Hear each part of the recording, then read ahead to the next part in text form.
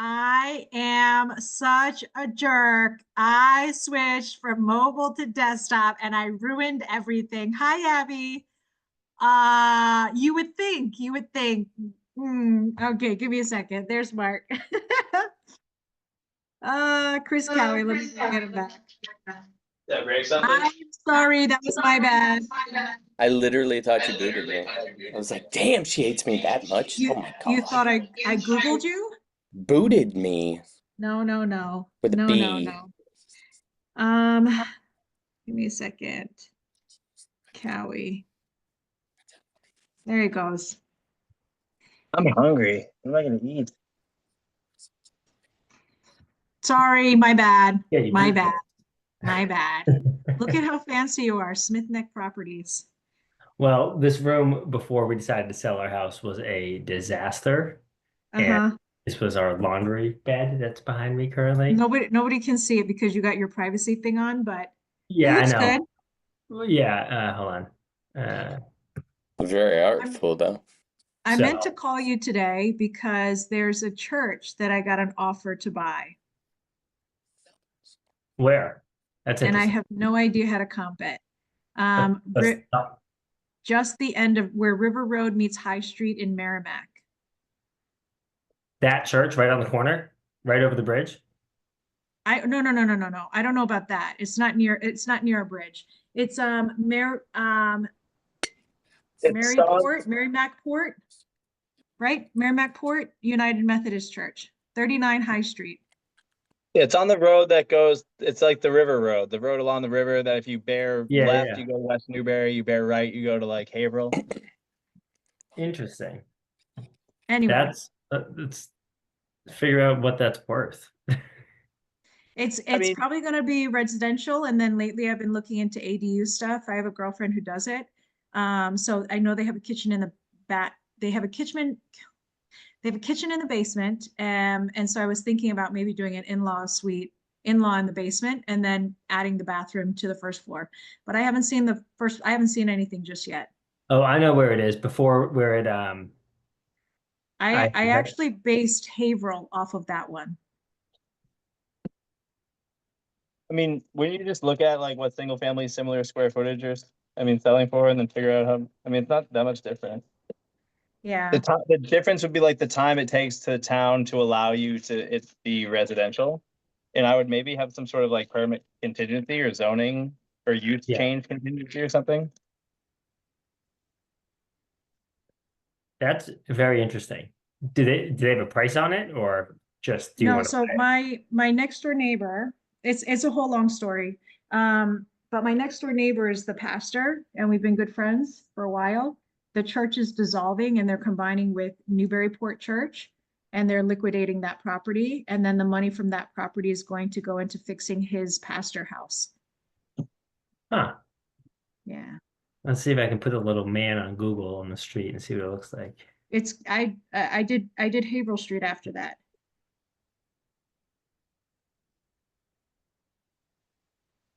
Oh, that's cute. It's a big property, so yeah, there is a church that was converted to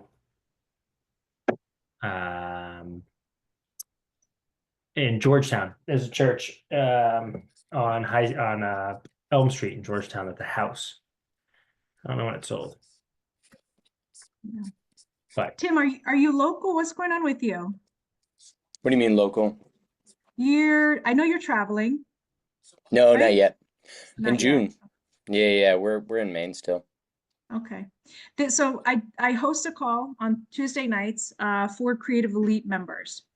So it's not so much a public call, but it's a call for me and my friends, essentially. Oh, okay. Yeah, I'll So jump off. No no, it's worries. okay. Yo, No, you it's threw it okay. on Instagram, so I thought I'd No, jump no, it's on. okay. I only do But that because it's hard to be able to talk to everybody. But yeah, so like after the Z thing happened, I changed the way I do things, and yeah. yeah, I Anyway, think we all I'll kind of did. I'll That's I'll fine. send you No, I'll jump off. And I'll send you a message about Creative Elite stuff if you want to yeah, know. you're good. Okay, yeah. Nice All right, seeing you. guys. Bye, Abby. Thanks for the confusion, by the way. Sorry. Later, guys. Yo, you're really gonna kick him off like that? Yeah, well, that was brutal. It was awkward for me to watch. So I'll explain it this way. And I had a separate conversation a long time ago. Z was causing trouble, and for a long time. And like, to be honest, the more I think about it, the more I was like, God damn it, there were signs all along the way. And so at one point, Z owed Tim money. So I introduced them a long time ago because they're both up in Maine, and I was like, go ahead, work together. And so Z ended up, he was kind of like, you know, Mark, how you're doing cold calling and stuff? Yeah. Essentially, it was that. So you were like Z, and then that new guy that you were hiring was Tim Smith. And then Tim Smith closed a couple of deals for Z and then didn't get paid on those deals, like his assignment fee. That was the deal. And so I spent hours on the phone coaching both guys, not both guys, but mainly Tim, because Tim was upset about everything, not getting paid. And then when the tables turned and Z, you know, caused drama with me, it was not the same. So that's where I stand. It was different. I also made him back in the day. I think Chris Cowie, this was before your time. I made him a leader of the Maine territory department. And there wasn't a lot of substance behind it. So I'll have a separate talk with him, but that's where I stand. Where I stand now, the friends that I keep, so I say that it's pretty simple. I want good people being good friends, making good money, doing good work. That's what I ask for at a minimum. And so if I've had experiences in the past of people not being good friends, honestly, I'm not interested in associating. Go be friends elsewhere with other people. Yeah. So to read between the lines, we're all on the chopping block if it happens. Yes, we're all bitch. eligible. Again, like, I don't think my standards are too high, to be honest. Like, I tell people I'm interested in excellence. I am. I want people that attempt good work, but I also understand that when people are looking at things to a certain extent, they're like, Suzanne, I'm not excellent. I'm not amazing. I'm just average. And so my definition of excellent, honestly, is a good person who tries, because to me, I give a lot of credit for people that actually try. So that's where I stand. You're welcome to be friends with whoever you want to be friends with. I know people, and I know kind of like when the going gets tough, what they're willing to do and what they're not willing to do. So yeah, I have standards. That's it. That's fair. You look confused, Chris Cowie. I'm trying to find this church. Oh, 39 High Street. So we'll talk later about deals specifically. Yeah, But- there's just one in Georgetown. It's already a residential house. I'm trying to find it. Oh, yeah. I think it should be okay. It's not exactly riverfront access, water view access. It's on a corner. There's no real parking. There's like the neighbor has like a driveway that runs right behind it. The neighbor has a shit ton of land, and that's nice. So there's a lot of different things, but it's funny because when I used to drive home, I used to see that house all the time. And when I was picking out the look for 125 Haverhill Street, that's the look I was going for. White on white with the wood looking door, dark wood looking door. Yeah, it looks good. I love that house. And then I had a personal thing where I always wanted to do like a church. One family residence. This is it. These guys bought it in 2020 for 660 grand. I'll send this to you, Suzanne. All right. When that. Yeah, interesting. Very interesting. Does it have a cemetery? No. Good. Quiet neighbors. And then you're like, what? Yeah, right. In all honesty, I personally don't think I would mind living next to a cemetery, but then, and usually when I was younger, I used to be afraid of the houses that I lived in because I always thought like there was a ghost nearby. It's just me and my overactive imagination. And I thought I was okay, but then recently I feel like I'm getting the heebie-jeebies at the place that I'm at. So it's just me and my anxiety that creeps up every so often. Pull out a Ouija board. I don't do that. I'm too afraid. All right. So Chris, let me give you a rundown because it's your first time here. Yeah. As I said before, when the whole Z thing happened, and I think people know kind of the generalization of what happened. I used to lead Sub 2 New England a long time ago. I used to have to welcome everybody. Everybody who paid the membership was in. But when I was the leader, I have very mom energy, and everyone would come to me and tell me essentially all the bad things people are doing, which got really depressing because I knew a lot. And then the other part about Sub 2 is you can't say anything that's going on bad. And then what I realized is one of the big things that I missed about it when we first started was we had this accountability call. And it was only like 3 of us at the time. And it was once a week we would get together and essentially hold each other accountable. But what it did for me is it helped me be seen, because had I not been on those calls at all, I wouldn't have done anything. So Yeah. probably about like 2-3 months on those calls, hosting those calls, I got so mad because I hadn't done shit. And there were plenty of people that I would see come in and say, I just started and blah, blah, blah. I haven't done anything, and everything falls to, I haven't done anything. And then the next week something would pop and they would get some traction. And so by about month 2 or 3, I got so mad at myself. I sent out one email blast at like probably about 2 o'clock in the morning. I watched half of them get bounced back as I'm falling asleep, and I'm like, great, everything just flushed down the toilet. By next morning, I had 3 email replies, one that was like, F you. The second one, I can't remember. And the third one was like, call Joseph. I called Joseph, and it was my first deal I've ever done, 25,000. I ended up splitting it with Clinton Reynolds, who was also on those calls. And honestly, probably the easiest deal I've ever done since. And so I really missed having those calls, because in the beginning, we really were like family. So when people talk about having that kind of, feeling safe atmosphere, that's what we were. As time has gone on, obviously, I've seen people make what I consider bad choices. I also understand that circumstances change for people, and I'm a big believer that if you're in a bad situation, that you make bad choices. So anyway, I'm at a point now where I miss having good people in my life. I also know that I survived the things that I survived because I had good friends along the way. You were always a really good friend to me, even on the Andover deal, probably without knowing. You came and you saw it when it looked like doo-doo, and you came and saw it at the end. You were just, I don't know, you were very sweet and supportive about things. And so I do appreciate, having friends like you that take the time out of the day that they're like, I'm visiting my mom, can I come over to your house and kick it? And the answer is absolutely yes. So for me, I appreciate that. And so that's what I want to do, is I want to have a network of good people that are interested in being good friends to others. Obviously, there's competition in our market, right? But at the end of the day, that's, there's enough deals that go around, that there's enough to feed everybody. So that's what we used to be. Not that I'm trying to recreate it. I'm just creating an atmosphere for myself and my network of good people.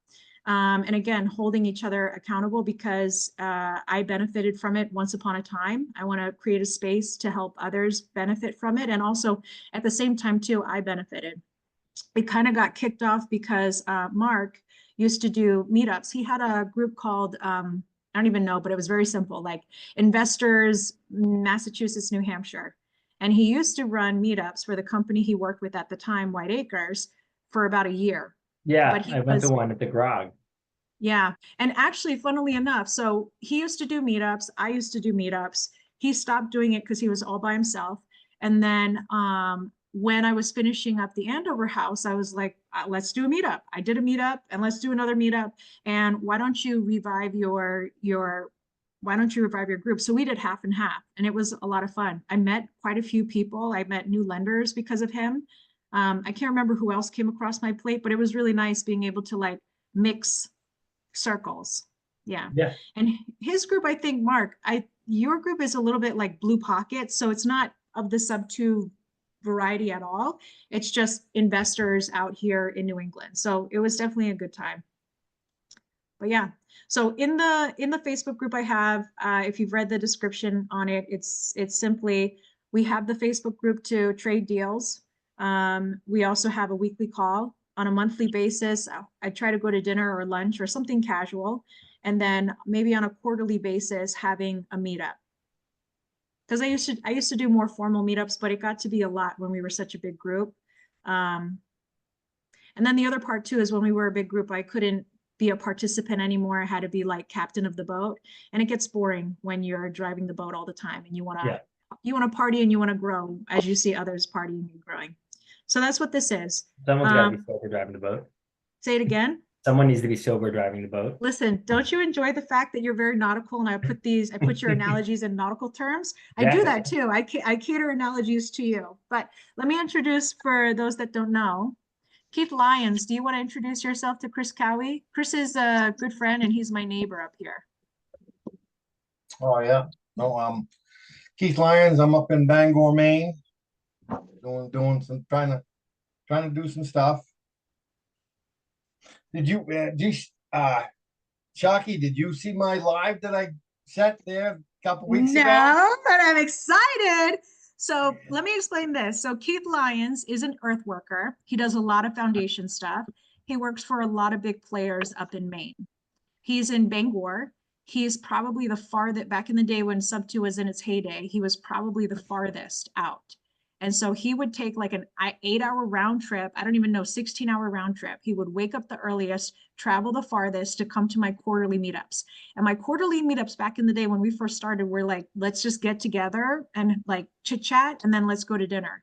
And then as time went along, because I knew he was traveling so long, and I'm not blaming you, Keith, I'm just saying like, if you're coming, I'm going to make it worth your while. And also he doesn't like stay the night over. He leaves the same day. That's a lot of I don't do that traveling myself. Like if I travel for 2 hours, I'm going to stay for like 4 hours. That's my style. I don't like moving that much.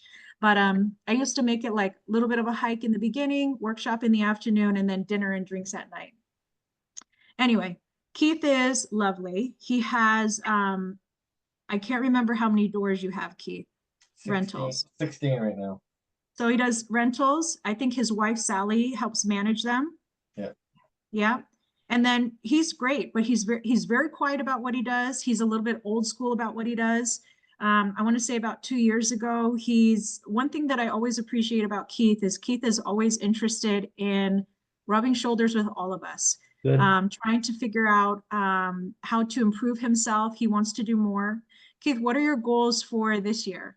So that was one thing that we talked about on a call a couple calls ago, but what's one thing that you want to be doing this year, your year defining goal? I am going to start building, and I want to add 10 rentals to my portfolio. Yeah. And I'm kind of the major two. 10 doors or 10 individual properties? 10 doors. 10 doors, nice. And then you have like a barn dominium you're working on currently? That is in limbo right at the moment. Joe, the gentleman I'm buying it from, when he bought it, I don't know who closed on it, but it got tied up in his company, his roofing company, and he's got to get it away from it to sell it to me. So we're kind of, Andy's actually, I just talked to Andy today, had a good conversation with Andy. Andy's gonna, and his lender there, they're gonna lend me the money for that. They'll do that, and then I'll keep those. There's 6 units right there, so I'll refinance those and keep those. So. But I did the next day after you were saying, I went out, did a live on my, actually I'm starting Monday. I got a crew start Monday on it, take the top off it. My Chinese grow house that burnt. No. Yeah, no, Your I went Chinese in. grow house? Yeah, I did a live showing it. Yeah. On Instagram. So I years ago, I was never on Instagram, right? Because I'm a Korean kid. My dad's in the military. My mom's Korean. Like I shouldn't belong on the internet ever. And then what's his name? Pace was probably ranting one night about something. And I got to a point where I was like, Jesus, all right already, shut up, I'll do it. And so his big message at the time was to document what you do. And back in the day, I was too scared to like put any of my shit on the internet. And so all I did was just reshare the funny internet joke humor garbage that I like. So if you scroll all the way to the bottom, which will not take you long because I only have like 100 posts, it was that. And then I got to a point where I did start sharing my life on it, or, snapshots of it. And then the other thing that also changed, like, I guess the chemistry in my mind is when I got Millstone because of all the documenting I had done for Enfield. And the only reason why I did as much documenting as I did for Enfield was because it was a group project and I was trying to treat it like a case study. So because of that, the person who was the PR, she used to, what is it? When you're a kid and you have a sleepover, she used to have sleepovers at that house. She knew the entire layout. And so I didn't tell her my Instagram or whatever, but people went and they searched for me and she found me. She did all her research on me so that the next time I saw her, I was like, oh yeah, explaining something to her. She's like, I know. And I was like, you know what? And she's like, your permits were delayed because this, that, and the other. I was like, how do you know this? And she goes, I saw your Instagram. And so from there, it was kind of like having that extra layer of credibility, because another story I tell, and one of the reasons why I created Creative Elite to begin with is a long time ago, I was doing this kind of creative stuff and somebody called me a scam artist. And then my entire deal blew up overnight. And so credibility is important for me because obviously we do real work. And then documenting it is huge. So I would be up your booty hole about documenting, and Keith going on a live, that was part of it. I also told them I filmed myself like installing concrete steps over at Andover. And then when I saw myself recorded from behind, it was very unflattering to the point where it looked like I was wearing a diaper. So I told them, I was like, listen, my theme this year, I have a goal. Every year in real estate, I have a goal. This year's goal is to be authentic and to show it. And then I also said, I'm going to use my Instagram as like a living, yearbook, as a living diary for my grandkids to look back years later, because I'm hell-bent on having grandkids. And so I was like, you know what, if I say all that and I mean all that, then technically I should release the diaper video. And then I made it a challenge where I said, okay, I'll release the diaper video, but if and only if you create some posts this week on Instagram and you go ahead and do it. So there's 6 of them that owe a post. And Keith, I'm looking forward to seeing your live. I love that you did that. Was there anything that came from it? Oh, I don't. I just posted it, I don't kind of follow that, too much. I mean, I should do more, but I don't. You should finish the sentence. I should do more because why? Oh, get me out there, if I want to grow, kind of, especially like money, just, I can't believe, trying to get just 40 grand to finish Rowell Street, you know what I mean? Yeah. Instead of just these gators that Pace makes or whatever, I've been talking with, it's like they're loaning me $500,000. You know what I mean? They have no, and I just got to shake my head, and it's just like, dude, don't, it's like, I'll just steal some money from here, and it's only 40 grand. You know what I mean? So I just done with it. I'll make it happen. Just stupidness. Keith, do you want to tell Chris what you were working on lately with the 40 and the 65? Oh yeah. Well, I got a couple of flips going. Yeah. The grow house was, I've been sitting on that for like 5 months while I was doing Rowell Street. The deal was too good not to. I picked it up for like 170,000. I got to put about 120, 130 in it, and the ARV is 550. So it's just stupid not to, that was kind of a mistake when I got that, because I get a couple, 3 private lenders, nice guys that I work with, other investors and stuff. And when I got the money for that, I just got enough money to buy the house pretty much. Okay, clean it up, and that was it. Well, because I knew it was going to set a little bit. Now I was trying to get just 120,000 to finish it. That's an act of Congress, because nobody wants to be in, quote, second position. So, Yeah. you know what I mean? And it's like, wow. So I finally, because I went back to the lenders, to my guys, and see if I could get some money and stuff. And they just had money out, doing stuff. So they really didn't have, it to do it. I said, okay, well, it come to a point where I called Ed up and I told him, I'm sorry, guy, but I got to get you out of the game. I says, I got to refinance. I says, it's going to cost me a little bit of money, but I got to refinance. I got to have the money to do it. Well, within 3 hours, he called me back up and said, can you wait until, this was a couple weeks ago. He says, can you wait until the end of April? He says, beginning of May. He says, I'm pretty sure I got some money coming in. I said, I'm pretty sure we can do it. I said, yeah, not a problem. I appreciate it. So that's what we're closing Friday, so That's great. he come up with the money so I can start it on Monday. And the other project, Rowell, just been sitting in limbo. I've been working for my other investor friends. I do earthwork for them, dig foundation for them, starting to build road for another guy, different things and stuff, but just want to start doing it for myself. I got talk to the bank today. I got to get them my taxes again. I want to start building. I bought a 4-unit up in Winterport a couple years ago. I had 27 acres of land with it. So I'm gonna start building a duplex there, and hopefully it'll kind of run into stuff. I get 3 different investors that's all they do. Over the past 5 years, I've helped them, between the 3 of them, I've helped them all build over 300 units. Past 3 years. Scott just built 100, and I just helped Scott build 120 units, do the earthwork for and watch him, not, I mean, help, but I mean, just watch him do it. You know what I mean? Christ, man had 4 or 5 crews building them. You know what I mean?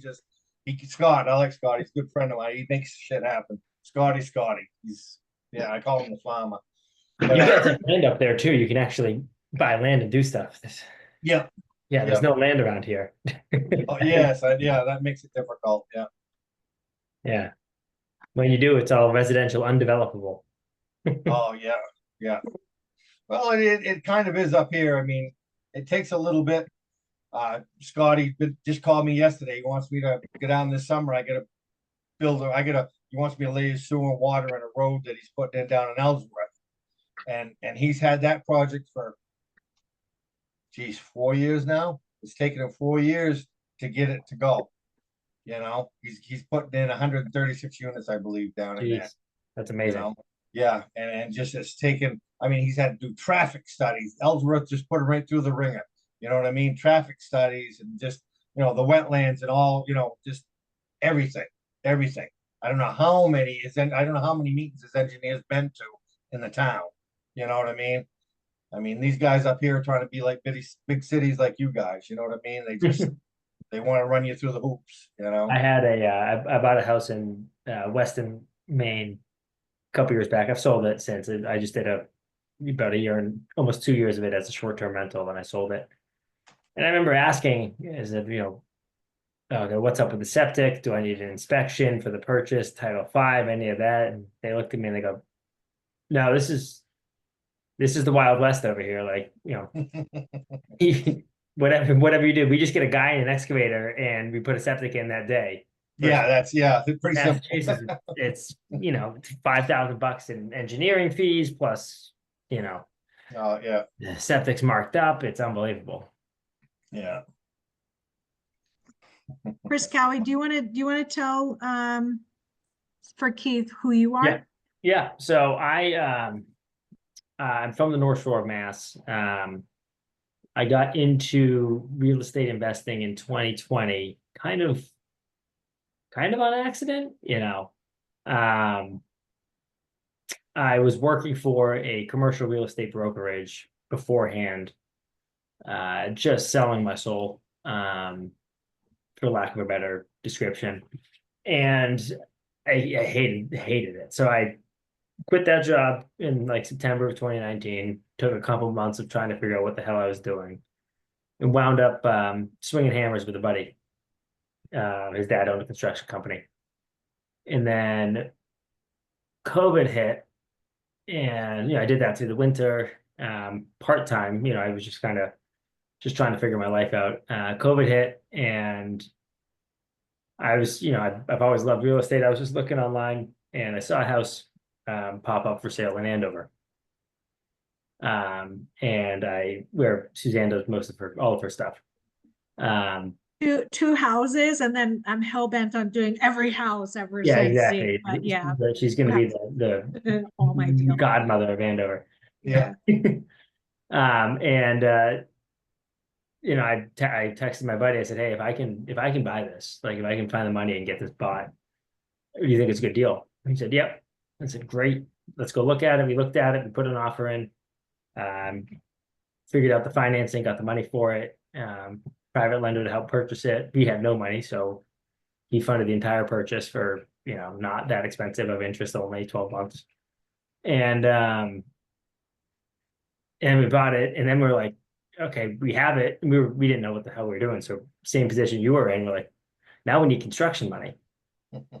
So then we went and we got a construction loan, and the first lender had to get relegated to second position, which he was okay with. He just upped his fees.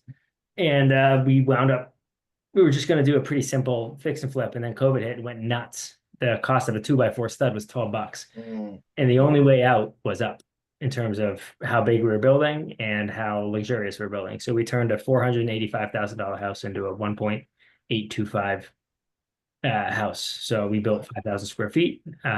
His dad helped, as the general contractor, which was great.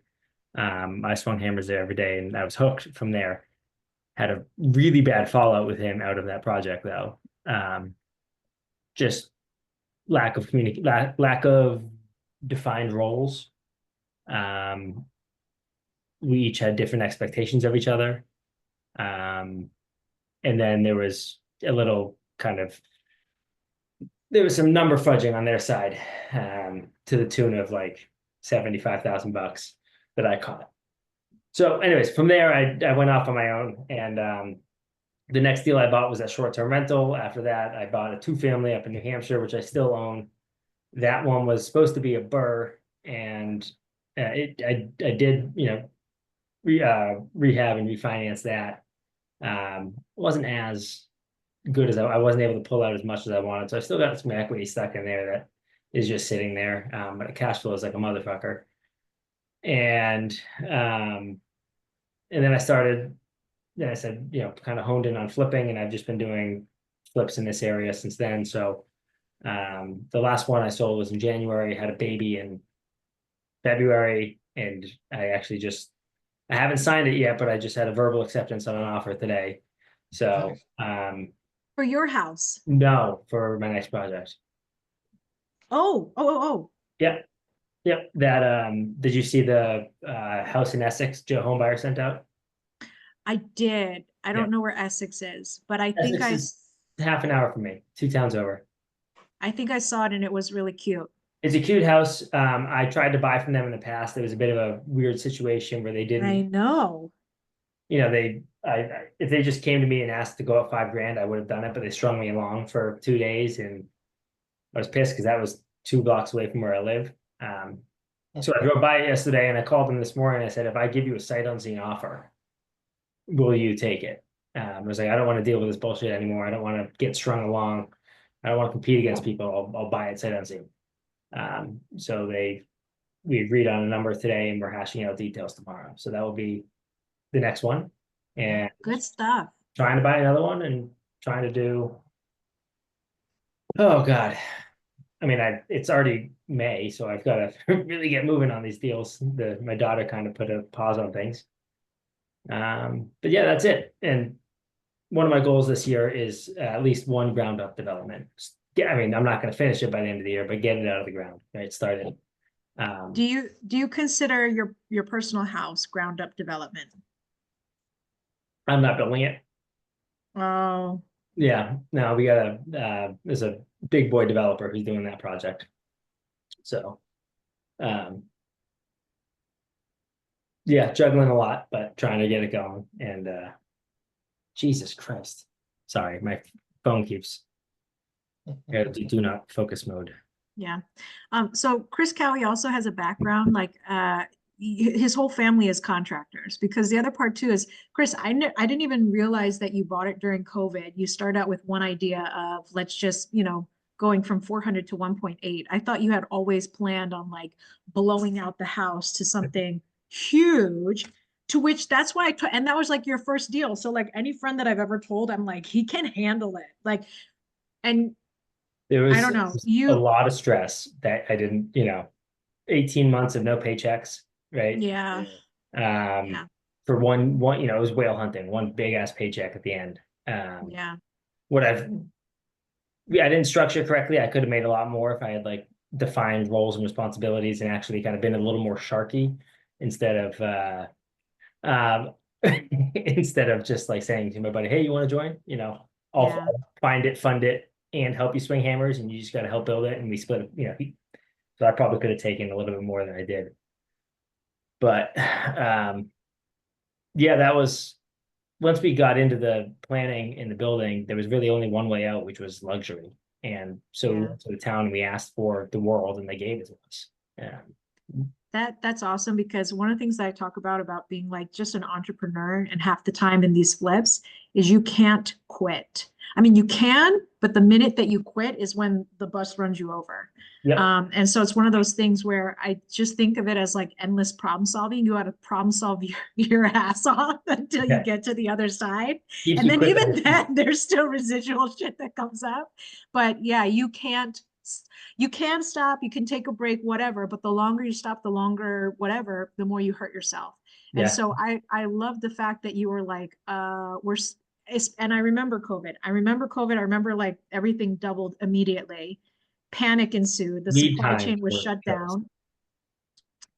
But you're amazing. You're amazing to pull that off for your first one, to have a business partner on it. That's another level of everything. COVID, insane. Going from the tiny little thing that you had to the monstrosity is what I call it.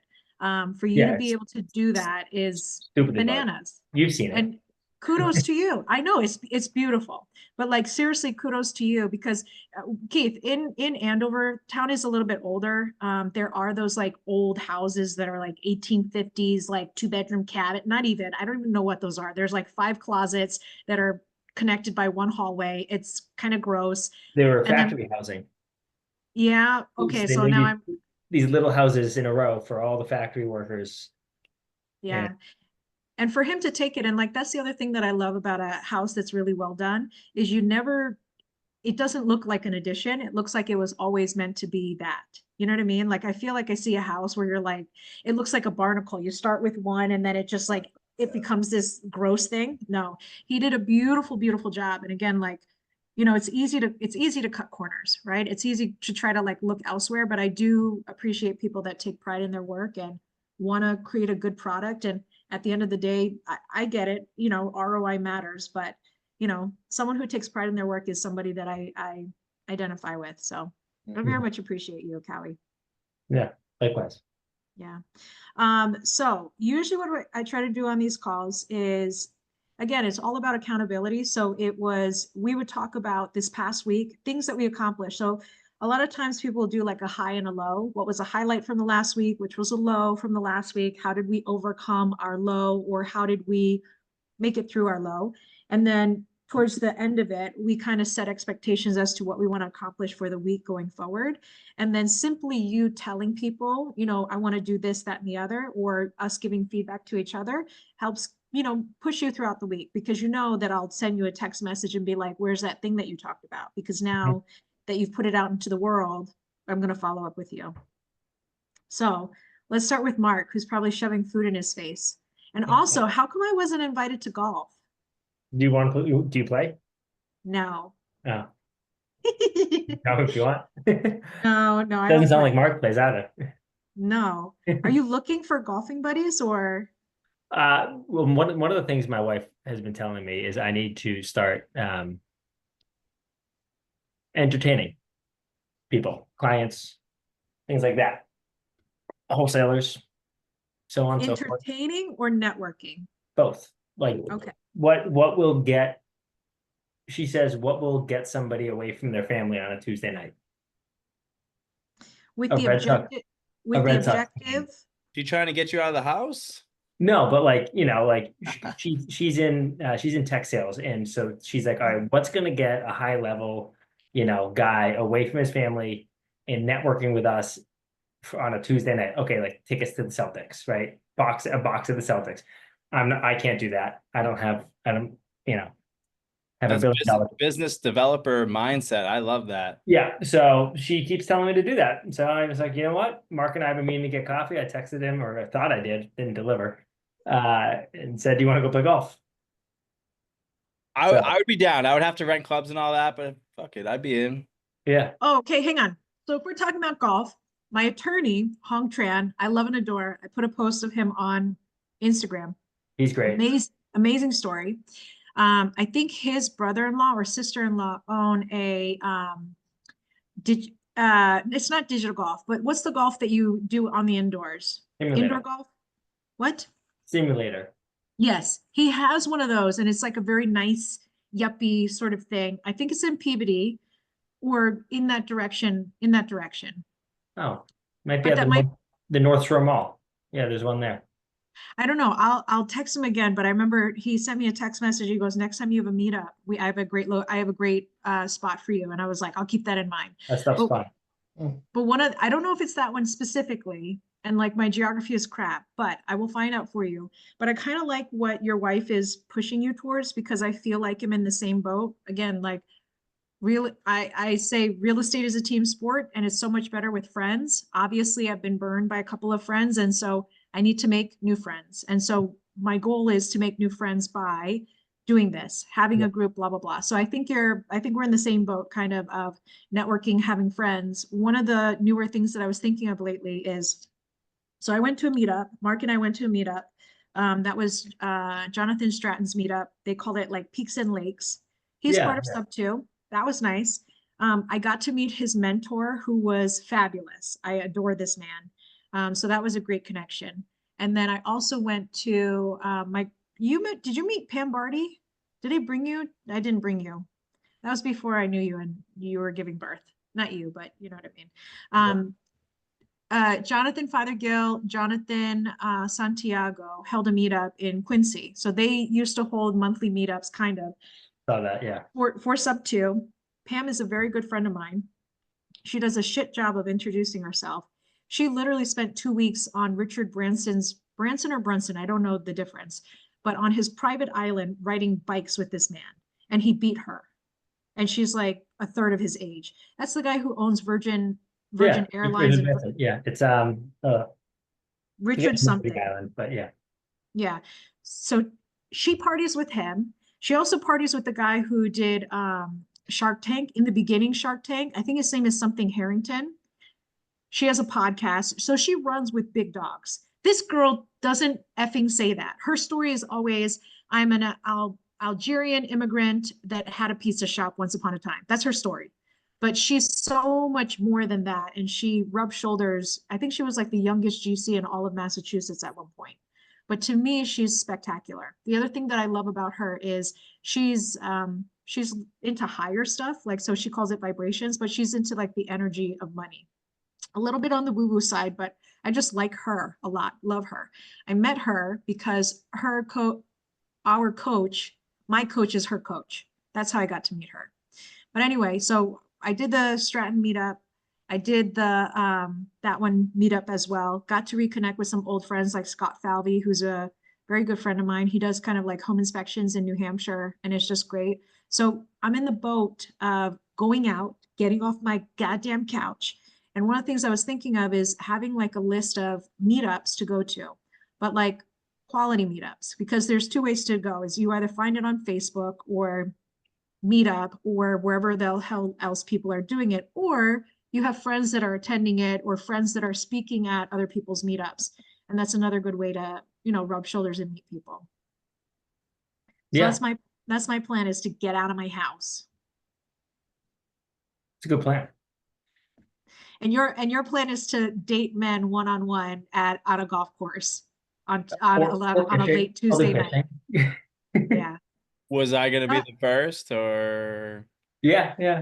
Feel good about that. it does. Wow, cute. It lifted my spirits a bit. Well, a lot of it came from I put a bunch of offers in with wholesalers in the past, and for whatever reason they so go. Mark is getting wined and dined. Is that what's happening? Yeah, it is. Wow. For whatever reason, half of the time they go, oh, someone that's bought with us before, we went with them. And I go, well, how the fuck do I get in?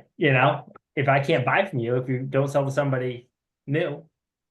I'm just thinking out loud, and the thought is, I think you need a document on Instagram. Because it goes back to having credibility. Listen, in the beginning, I was just like you, like when I needed money from the whole reason why Z was on it is because I don't like getting out and getting money. I feel like I'm begging for cash. And I was like, Yeah. Z, go out and get the money. When he had no money and I figured it out, I went out. I'm like a crackhead asking for money. I'm like, please give it to me. I'm messaging lenders that are in my area that I'm like, give me money, give me money. And they said the same thing to me where they're like, we like to work with people we know. And I'm like, bitch, I'm trying to get to know you. What the fuck do you want from me? Like, how do we do this? Like, come on. Exactly. Now, so Mark, you had that, we had that meetup, bro, they sent me a not swag bucket, but they sent me a swag package where I feel like I have lenders like whining and dining me. But you don't know Yeah. why they're doing it is because I had a meetup at a house that I finished. If you did Georgetown, they'd be like, oh, this guy's legit. Yep. I don't know. I don't know.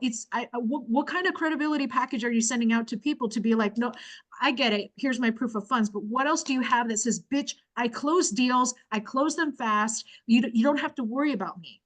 Yeah. Exactly. There's nothing that's gonna show that except for recommendations or referrals from somebody. Like if you know another wholesaler that you've been crushing it with and he's like knows the other person, he can vouch. Yeah. Like, because I don't know, at the end of the day, I think I could be great to work with only because like here's the situation. I don't want to gallivant a bunch of people through a homeowner's house. Like I just don't want to do it. They know that like I get paid different ways, but like I don't want to have multiple showings and all that shit. Like I'm the type where if it needs like additions or heavy renovations, and I think I'm close on price, but I want to kind of get feedback from you because maybe that can push my price higher and it can give you still a price that you feel is fair and I can make some sort of spread. Like if I'm bringing you a deal and I'm running it by you and you're giving me a number and I work my spread into that number, I'm working with you on that deal. Yeah. I'm not going to go and be like, hey, Chris, really appreciate that. So anyways, there's a group showing, like, fuck that. Now, my one caveat to that would be, hey, we haven't gotten in it yet. I know you need to get in it. Can I bring like 2 other people in the event that you're not in or something wacky happens? Like I have backup so I don't need to do another thing. There's a guy out of oh God, what was it? And he's out of like Southern Mass and he actually reached out to, do you know Armando, Suzanne? What's his last name? I met him in Texas, Montrond or something. Yeah. Oh yeah. He's from Yeah. Connecticut or Worcester. Something. It's like Yeah. Southern Mass near Connecticut. Nice guy. And he's doing a lot of working with other wholesalers, trying to find buyers for their deals and splitting the vig. And so he brought a deal in Weston that I tried to buy.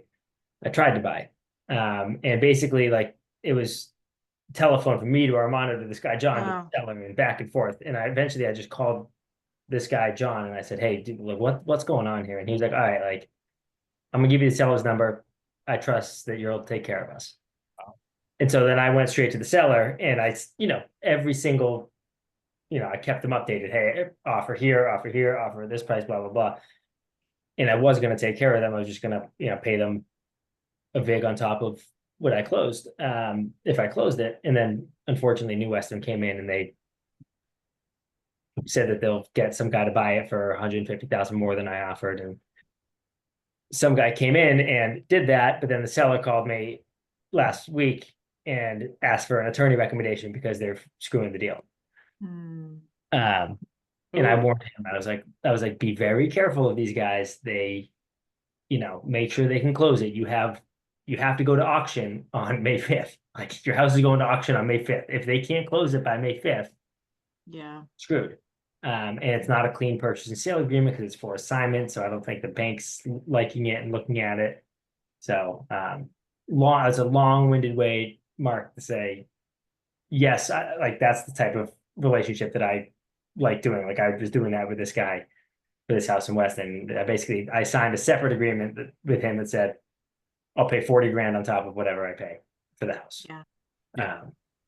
Yeah, that's fair. And that's why I get the whole connector method, but it drives me absolutely fucking bonkers because well, I mean, here's the thing. I'm not gonna be the end buyer right now anyway, so I'm okay like bringing a buyer to a connector situation, but like I need to be direct to seller. I'm a pretty princess, and if I'm not direct to seller, I don't fucking care. I don't want it. Like some I things don't I'll blame take a you. look at, but it's like it's just such a waste. I've wasted so many hours. Well, yeah, we can't get on the call with him yet, and here's the like, no, no, nope, not happening. What But if yeah, what that if you do this? What if you do the same thing that Chris Cowie did? Because I used to do the same thing back in the day where I was like, listen, as an agent, agents care about their commission. As a wholesaler, you care about your fee. If I tell you point blank, I will mother effing take care of you. Will you allow me to? I'll sign an NDA. I'll do all these things. Will you let me go ahead and talk directly with them? Then it's good to go. Oh, for newer type wholesalers, I have to talk with them. If like a new wholesaler is like, hey, I have a deal and like trying to like, no, I'm gonna get on the phone, we're gonna JV this thing and figure it out. Yeah. But, I'm happy to like if I run something by you just to straight work with you. The only reason I would want other people there potentially, like 2 or 3 maximum, would be like if you're like, no, my numbers are way shot. Like, Yeah. we're here, we gotta be here. And if one of those other guys can pay more, that would be a scenario where I'd be like, Chris, I'm sorry, but like I I'd tend to rather be conservative. I get it.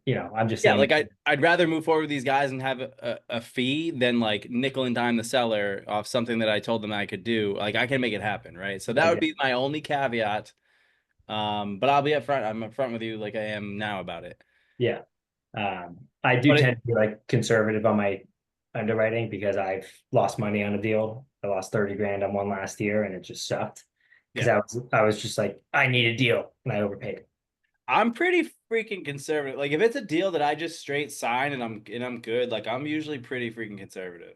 Yeah. Um, And that's another thing I found. There's Armando, that guy, he's super nice. He's going out there, he's trying to make shit happen. I said to him the other day, because he sent me another deal, texted me tonight about it. And I just said, listen, I trust you. I don't trust the numbers that any other wholesaler is bringing. So can't like, trust anyone's numbers anywhere ever. yeah, exactly. I was like, if everything goes according to plan, according to this guy's number, this deal's going to make 57 grand. I was like, I don't trust that. I was like, there's a good chance I'll lose money on that. So that's kind of the way that I'm a little. Get him sold. I don't get it. Someone just someone posted something recently today. It was like ARV like 600, like purchase price like 500. It was just like something silly. I'm like, where's what? Yeah, well, there's this guy. Oh my God, Rachel. I'm sorry, my wife's wondering where I am right now. You're out Yes, golfing. it's a good comment. Hold on.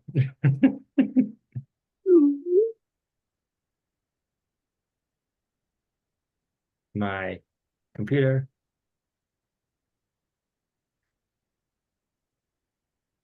All right. Sorry about that. I don't know how to make my computer not play a notification sound like that. You're good. So that's just my wife texting me asking when I'm coming upstairs. Um, there's one guy who sends out, he'll send out his numbers and his holding costs are like 12 grand. I'm like, dude, that's taxes and insurance. At least he puts it. So that's why, like, so as a wholesaler, less is more. Hey, here's the asking price. You do your due diligence. Like, Yeah. I'm not going to tell you how much it costs you to do anything because Yeah. it's all a little bit different. Like, but I love when people, yeah, because the more info you have, the more people are going to pick apart. Yeah. Right. Like, I'm like, dude, it's 12%. I'll give an ARV and that's about it. I'm like, Yeah. hey, ARV 700, purchase price like 450, whatever it is, right? Yeah. I mean, if Let if everybody you've figure it got out. if the purchase price is $500,000 and you put 150 into it, you can expect that your total fees are going to be 50 grand over the course of a, 6-8 month, project. Yeah. And that's kind of so yeah, that's it's a long story short, trying to network more, trying to just build relationships. What about like broker opens? Broker opens. Yeah. I'm in a weird, I don't know how you feel about this, Mark, but like, I don't like to mix my work, my agent side and my investing side until I'm selling one of my deals. I'm with you. Like if it's a property if it's a property that's listed on MLS, I'm out. Everybody's Yeah. seen it. I'm out. I don't want it. If it's an off market from an agent that I know is investor friendly, like I'm in. Yeah. A broker's open, fuck that. I just hate agents. Like I hate them. I hate them. They're like Same. they try to talk the talk and they're like, oh yeah, yeah, yeah. Like they are wasting fucking time. You're better off cold calling sellers. That's just where I'm at. I'd rather go to a wholesaler's open than a fucking broker's open. Cause just like you taking the time to try to explain to a broker why somebody might take 70% of the whatever is just like air not needed to be wasted on that. Yeah. I mean, I bought my last 2 deals on market. Actually, one of them I lost money on because I think it was the timing that I sold it. To be honest with you, it was August of last year, which was like the weirdest market ever. Yeah. And the other one, Where was it? what? Where was it? Newburyport. Oh, yeah. Yeah, lost money on that one. What was like listing price or So I went out at 850 originally. I sold for 755. okay? So and I had to carry it a lot longer than I wanted to. So I was just shelling out interest payments. Which was I lost all my money basically on like interest payments basically and like Ugh. a couple other small things. Do you remember what you were paying for money at the time for that one? 12%, 12%, how many points? 12 and 3. Why? It was a local, they were a local lender recommended someone so easy to work with, like paid Yeah, because vendors. they're making buku bucks off you. Yeah, paid vendors Yeah. directly, just didn't have to deal with any inspector fees, all that stuff. Sent them pictures, they wired me money. Super easy to work with. I like that convenience Yeah. rather than because I had one hard money loan once, which I'd have to schedule an inspection and they'd have to hire a guy to come and it would cost me $150 and it'd be 3 days later. And I had contractors to pay. And I'm like, I would tell you, so the one that I used on Haverhill was better. Proven or whatever, there's that app where you have to like log in, put your GPS on and take pictures. And then usually 24-hour period, but they charge you $295 per draw to do it. yeah, But it wasn't bad. And I think I paid 1.75 points and then 10.9%. that's pretty good. So better, but I also know like when you're hemorrhaging money each month, that hurts bad. Yeah. I got a guy. I've never used him, but it sounds good. What's yours? For he would lend to me having 0 deals under my belt. 90 10, so 10% down, 1 point, 10%. That seems too good to be true. Ah, I mean, What's that's his me. name? What's his name, Mark?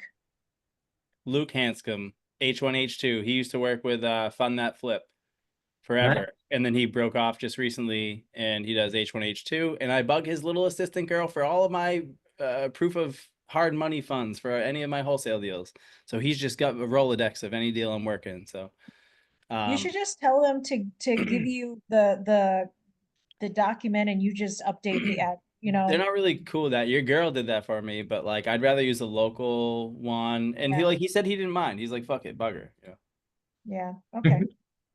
So you said 90%, he'll lend up to 90% purchase price and 100 rehab. Yes. And then what was the points and percentage? 1 point down, I'm pretty sure 10%. That's really good. That's So really good. I have a list of lenders, right? So one of the things I wanted to make for the whole Creative Elite thing, again, like I want to share my resources in a safe space, right? Because in the past I used to just share my resources and everybody and their mother would take it. There's a lot of lenders now. Again, in the past, when I was going for Millstone about a year ago, nobody would talk to me. I was like dog shit. Now that I did Haverhill, I did Enfield, and then I documented shit on my Instagram, left and right. They're like, we'll fund you. We'll fund you. I'm like, I don't even know you. They know Mark, who had a meetup at my house and they want to fund me. I have this other lady in Florida who wants to like, they will, what is it, compete or whatever. So whatever your term sheet is, you send it to them and they're going to beat it because they want your business. Yeah. Something to consider. So I have a list of lenders that are all saying the same thing where they're like, we want to give you money.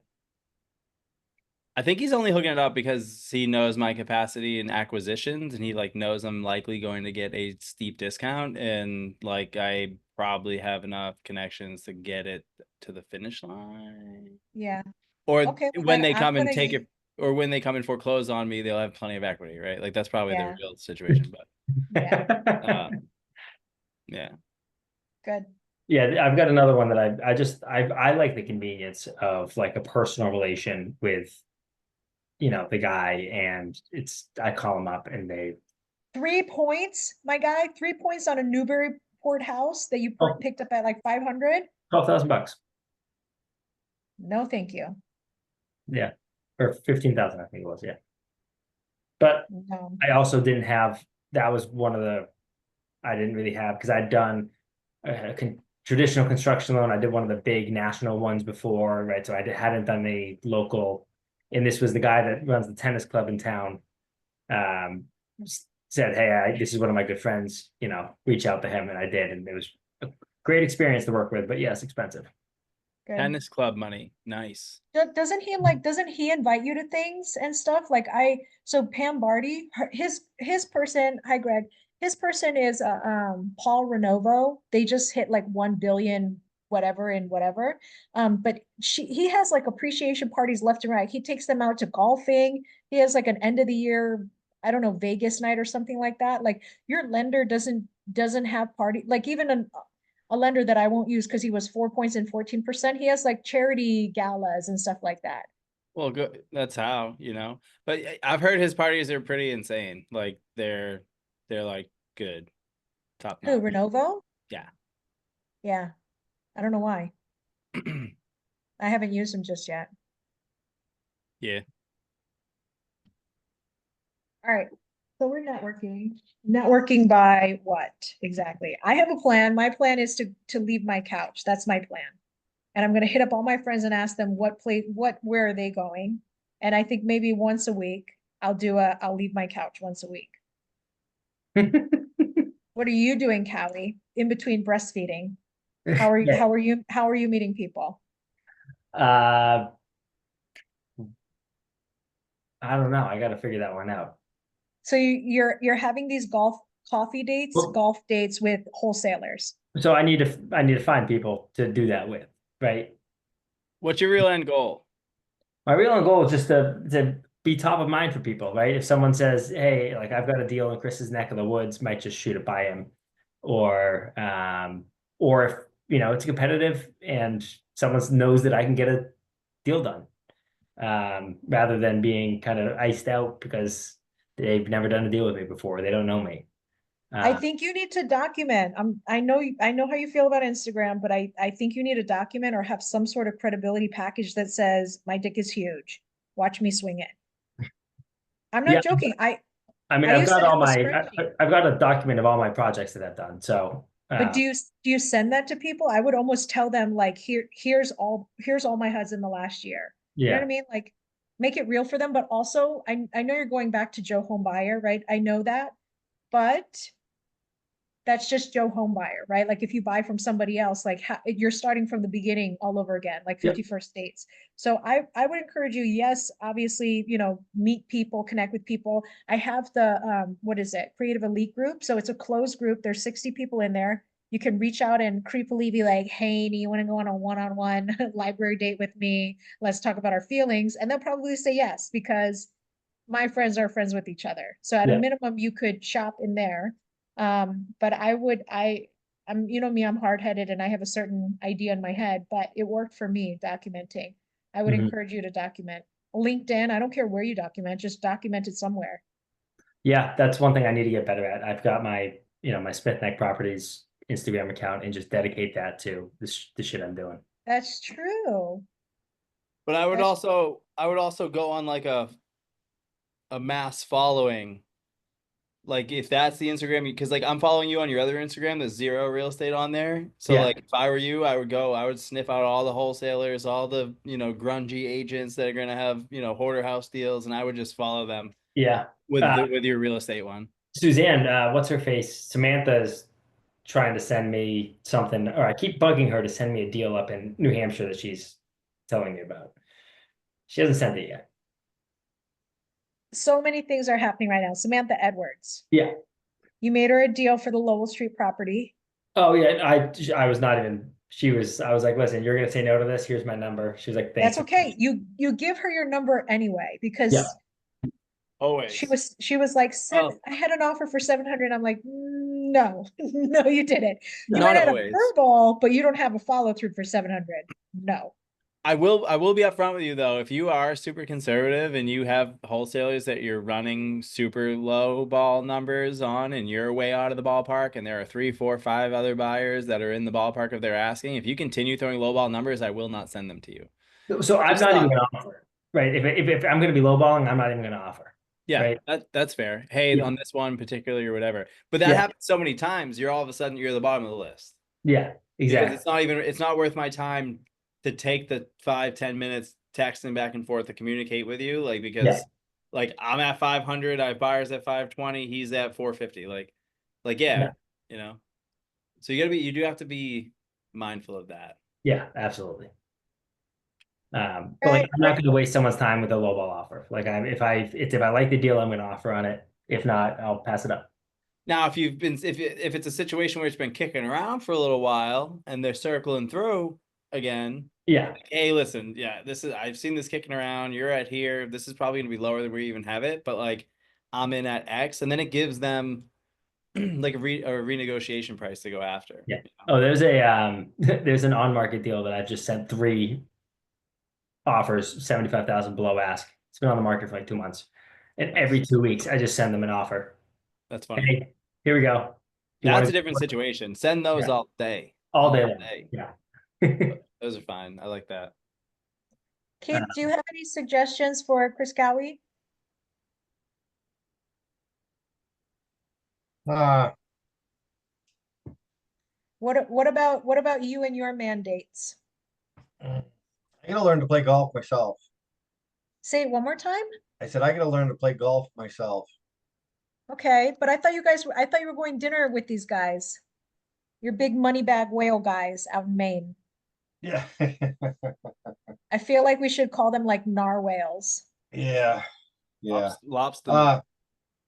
No, Natapong and I, we've had some coffee and stuff. We've sat down and I like Nat. He's helped me out a lot. He uses the same bank and stuff. But I mean, he's like I said, I got to learn to play golf. He's a young guy. I mean, he's only like 32 years old. He plays golf with the not the high loan officers, that do at the bank. The vice president and the president of the bank, he goes golfing with, I mean, and the thing about it is I talked to him about it. He says, when they golf, they never, ever talk about business. Ever, ever. No, nothing comes out of their mouth about business. It's all relationship, family, doing what, you know what I mean? Mhm. Doing whatever. But it's networking, it's communication. You know what I mean? So when he goes to the bank, they know each other. Next That's level. what when banks loan you money, when people loan you big amount. I mean, he just got he's putting up 5 for you. 2.8 million, I think it is, that he got off of. When they're giving, a bank gives you out that kind of money, they want to know you. Yeah. You know what I mean? They want to feel comfortable with you. So I'll tell you this, not that I'm a big deal at all, but I'm friends with the Newburyport Chase guy. Number one, he's Filipino, and I'm like, I'm Asian, you're Asian. And I don't even know how we got to be friends, but I think that day he was there opening up accounts, and I had questions about my business account going from Rhode Island to Massachusetts. And so he's the one that sat down with me, and I told him, like, this is what I'm trying to accomplish. This is what I'm doing here. And because I told him what I'm working on, then he told me he's like, I'm trying to buy a house out here. I'm struggling. And then we got to talking about that. And then I don't know what happened, but before we left, he was showing me his loaf of bread that he got from some weird random place over on the coast somewhere. I can't even remember. But because of that guy, when I had to put down an EMD for like New Western, and they were asking for like a shit ton of money, and I had to wire it, but I had reached like my max wire limit that day. I called him, and because because I spent all that FaceTime with him when it was go time, and I'm literally on a tarmac in Canada trying to go to my friend's wedding, he's like, I got it, go log in, go send it again, you're good to go. So the manager of Chase Bank, I know him simply because I sat down with him for 30 minutes. I talked to him just about like, this is what I'm trying to do. This is what I'm trying to accomplish. I bring in Rupert and he runs around, and that's kind of fun too, because like everybody loves Rupert. So I don't know if you need to get a dog. I would tell you it's $1,000, the best decision I ever made. Go get a stray. I don't know, like give it a bath before you let it run around the office. But I would encourage you that who's the VP that he's going golfing with at the bank? Oh, I don't even, I don't know his name, you know, I mean. There's and- no reason why you can't meet them. Oh, absolutely. That's why I say, I keep telling Nat, I gotta get a set of golf clubs, you know, take No golf. golf. No golf. You just go to the bank and you sit down for 30 minutes and you say, I want to talk to your VP right here, right now. Who's going to stop you? What? No, all right. I would suggest Well, not that. I sit down with the vice president. I know Ben. That's Yeah. actually, Ben is my loan officer. And Ben knows I know these guys. I mean, one of my private money lenders, Ed, okay? He was giving me a check one morning, okay, for a deal. All right. Well, he had to be someplace at 8 o'clock. Ben came into the bank, opened the bank up. I met them at 7:30, and Ben give me a check at 7:30 in the morning. They opened the bank for the man. That's one of my private lenders. You know what I mean? So I mean, they know me, but I just, you know, like I said, just got to get to know people, I guess. Are you telling them about you? Are you telling them Oh, what they you're know. working- Oh, they know. They do. I mean, yes, they do. I mean, Scott does business at this bank too, and you know, and Ben knows what I do for Scott when he comes out sometimes on the site. I mean, you know, yes, they all, you know, I'm in a good, you know what I mean. I'm in a good group, you know, of guys and stuff. I mean, they do know me. I just, like I said, I gotta stop building, and I just gotta, you know. What about a little pro bono dirt work for the man? Go dig him a pool or something, like, you know, something like that. Because that is something that you like, you know, you fully understand, you can do. You can give a little break to the guy, and it would go a hell of a long way versus, you know, hunting him down in his bank and trying to take his work time, or, you know, getting into a sport like golf that you're not necessarily like comfortable with or something like that.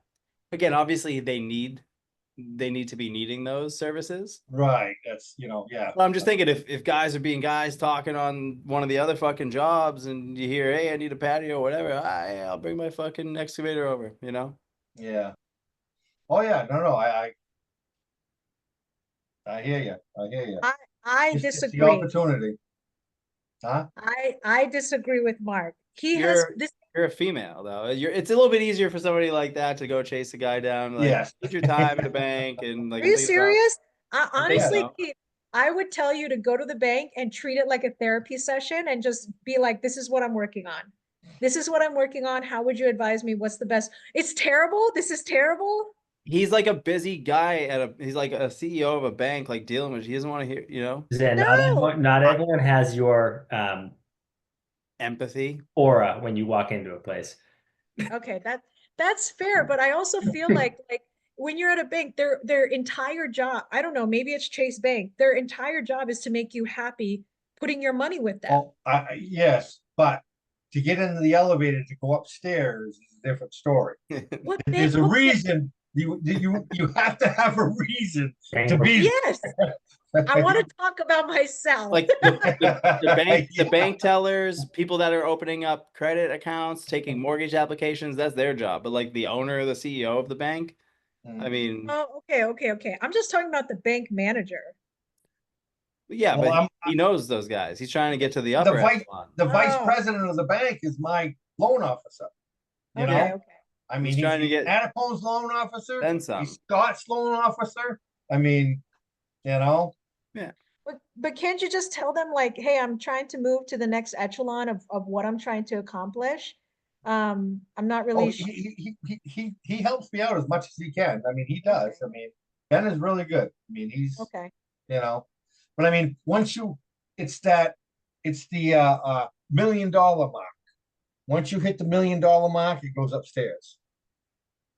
You Once can you do start, that. huh? Sounds like the strip club Yeah. a little bit. But once it goes over $1 million, $1 million plus, Ben can't authorize it, is what I'm saying. Okay, other than that, because Ben will authorize us, you know what I mean? But it has to go upstairs. If it's over $1 million, it has to go upstairs. Well, I thought you were working on that barn dominium thing. I am. How much is Oh, that?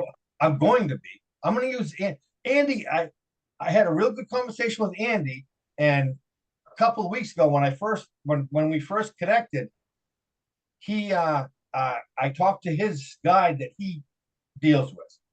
Okay, the guy that actually they deal with hedge funds. Okay, that's a hedge fund guy, is what that is. Geez, I had a conversation, a real good. I must have talked with him for half an hour, and he was at the end of it. He was really excited to work with me because he loves working with people with experience. Once he figured, found out I had that many rentals. I do earthwork. I've had, 16, 18 flips I've done. You know what I mean? And just, who I was, you know what I mean? What I do, he was really excited and get all kinds of money. He's, he was talking to me, all the money comes from a hedge fund. That's why they couldn't do second position. It's just the hedge fund will not accept second position. They want first. End of story. That's what they are. And I can see a company like that doing that. You know what I mean? Makes I mean, I sense. just kind of, these gators that, might want, like, lend you 30 grand or 40 grand or something like this or whatever, I mean, it's really not much money. You know what I mean? Second position, the asset itself is there. You know what I mean? I could show them a CMA of the ARV. I mean, how much money I got into it. You know what I mean? It's, mhm. I mean, there's all kinds of money there. I mean, for 40 grand, I'm chasing, and I got money. I just got a check today. I got money coming, so I'm gonna do it myself. I just, you know what I mean? It's just stupid. But I mean, chasing 40 grand, I get 100 grand of my own money after paying back the 40 to do it. So I might as well keep the 140 for myself. You know what I mean? Some of these guys are just, they act like they're loaning you $500,000, $1 million for crying out loud. So two things to consider. Yes, if you are like shooting fish in the gator bucket, it's a nightmare, right? Like it makes it really easy to go in and get money, but at the same time, it's also been FUCKED because of the unbelievable returns that some people have made. So the world is so much bigger than sub 2. I feel like I was in a similar position with you where I was like, motherfucker, give me money. Like, are you dumb? Right? It's very frustrating. But what I actually have in the Creative Elite resources thing is Sean Sandville sends out a whole like presentation. Some people do a PowerPoint, some people do a Word document. But he's right, because and this guy gets private money very easily. And I told him, I was like, yeah, but you like, your mom is rich and like it's her rich friends, right? He's like, no, I just put together a presentation. I make it very easy for people to see what the hell is going on and give it to them. They review it. If they want in, they want in. If they don't, they don't. And those are second position things. And what I would tell you is that if AI is so easy nowadays to do stuff, you could literally download his document and say, I need to prepare a similar document for this property. Can you please whatever. It's going to add photos for you. It's going to put in shit all over the place for you. So I would tell you, I'll link it to you directly if you want, but to show you that presentation, because again, I used to be equally frustrated as you, where I'm like, for the love of God, like I'm just going to go put it on a credit card because this is stupid. I'm spending way too much time trying to teach you the alphabet and then fucking talk to you, and I'm frustrated and I hate you. Goodbye. But yeah, there are better ways to do it. You have Sean Sandville's number. I know that. I would encourage you to chat him up. I will give you he gave me a slide deck to share with everybody. I'll give it to you so you can see it. But I would highly recommend next time you got to go to market for a second position, you prepare one of those, you send it out. I would even tell you to send it out in the sub to whatever. There are people that are watching your stuff all the time. And so even if you think like the people that are commenting, they're like, nah, whatever, don't worry about them. The people that reach out to you, email, phone call, DMs, whatever, those are the people that matter, the people that actually want to do business with you. So don't get turned off thinking like it's not going to work. You're fishing with dynamite. Just fucking throw the dynamite. Mhm. It's good advice. Yeah, Good, thank you, yeah. great advice. Guys, my daughter is starting to fuss and I gotta go help with her. Good night. Got Go her on make- the meeting cam. Dad go make- duties. Later, man. Nice to see you, Cowie. Bye, guys. Thanks, Yeah, Chris. I'll nice be meeting you. I'll be on Nice next meeting you, week. Chris. Pleasure to meet you, Mark. Yeah, you I'll too. follow up with you about doesn't need to be golf, but something. I heard it was Yeah. I heard it was box tickets or something. I don't know. We'll catch up about it. Exactly. Teletubbies, that's what he's gonna take you to Boat with goes his in the water daughter. in 2 weeks, so we can go fishing. Oh, sold. I just All got right, a later. Surfcast set up. Later, man. You know, now that I'm thinking about it, everybody keeps talking about fishing. And one of the, I like to go shell fishing. I wonder Yeah. if we should have a shell fishing meetup. Our shell fishing meetup is just gonna be like you, me, and maybe Greg that comes through. Even just like fishing though, like I don't know, you could go up to like Plum Island and it's like you can park right there, walk across the beach isn't that big, just go out and just cast. We had a beach day back in the day. That wasn't bad. You say that, Greg, and then you're never here. No pressure. I'm not guilt tripping you. I'm just saying. But a lot of people have been talking about fishing.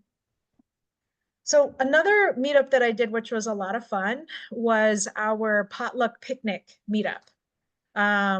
It was nice. Acton, Massachusetts. I don't think you were part of that. Keith came with Sally. I was handing out Jello shots that were melting because it was so freaking hot.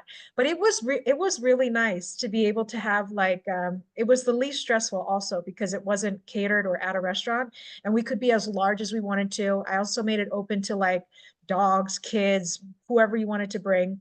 So it was really nice having like friends and family that day. That might be another like my whole thing is if we don't know where the hell this shit is, I will make it. You know what I mean? I'm down to schedule more meetups and stuff. It's just I'm not gonna do it alone. Like if we just want to like go after stuff and like help, like we can help brainstorm and plan it, like date and time and activity. Like I'll post it and get it, you know. So yes, so I know for myself, we do this weekly call. It's a lot of my friends, people that I know I can vouch for, people that I want to do business with, make money with, people I care about.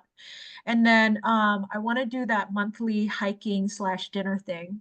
And then I was thinking on a quarterly basis, come up with a big thing to do. I did think I closed the Andover house, I got a paycheck, and then I was feeling really high that day. And it was also 4/22, which was the anniversary of Creative Elite 2 years ago.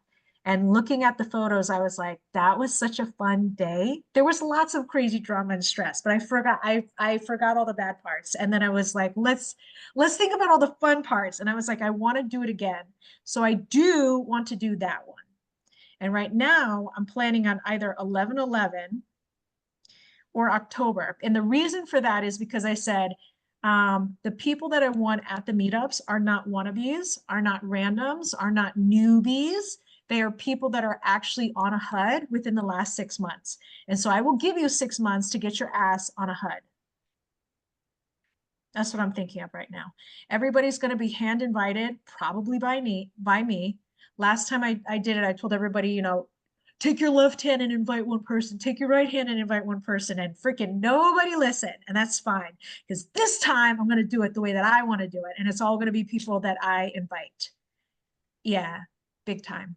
There's a certain room that I'm trying to build because it's going to be a great time for the people that are in that room.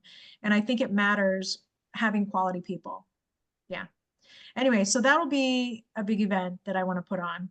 And I almost think that me going out and going to other people's meetups, I'm slowly but surely finding the master list of people who I want to come to my event. My event is not so much a thing to be like, I don't know, like a meetup. It's more like I want to party and celebrate with the people that I consider my friends. Makes Yeah. sense. What does this mean, Greg? Unmute. Go ahead, talk. Use your voice.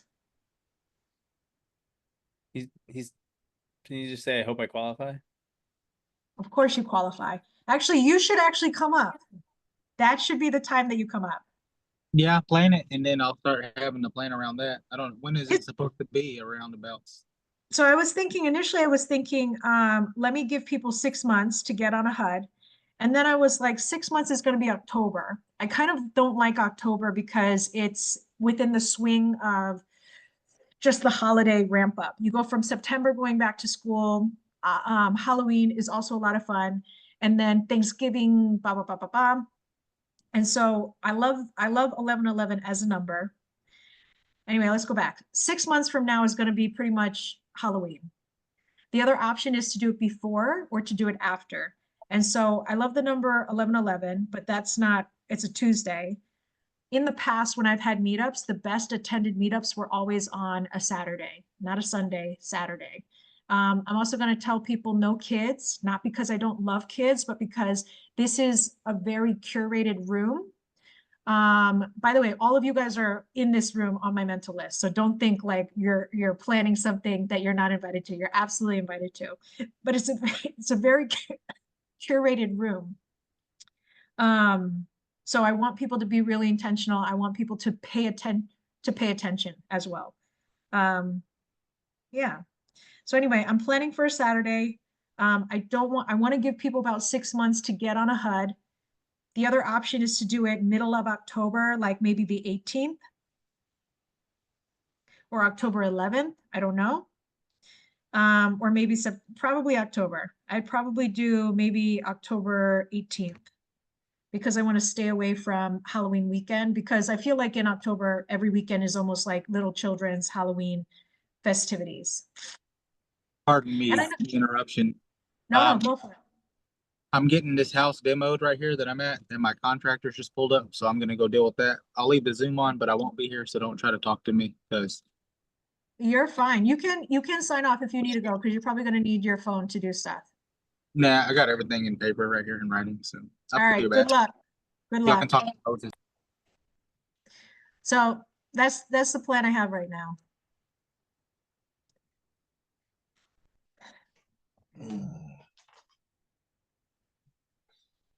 Keith, you want to invite the VP of your bank to my event? Drive 10 hours to come down? I'm sure. It will be lots of potential business. Yeah.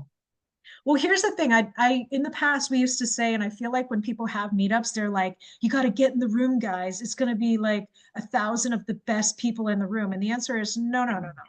I'm going to hand invite people to this thing. And the way that I'm going to run it, like I had an idea on 4/22 as to what I'm going to do this time. And I think it's genius. And I can't tell any of you, which is a dying shame. And I'm very frustrated.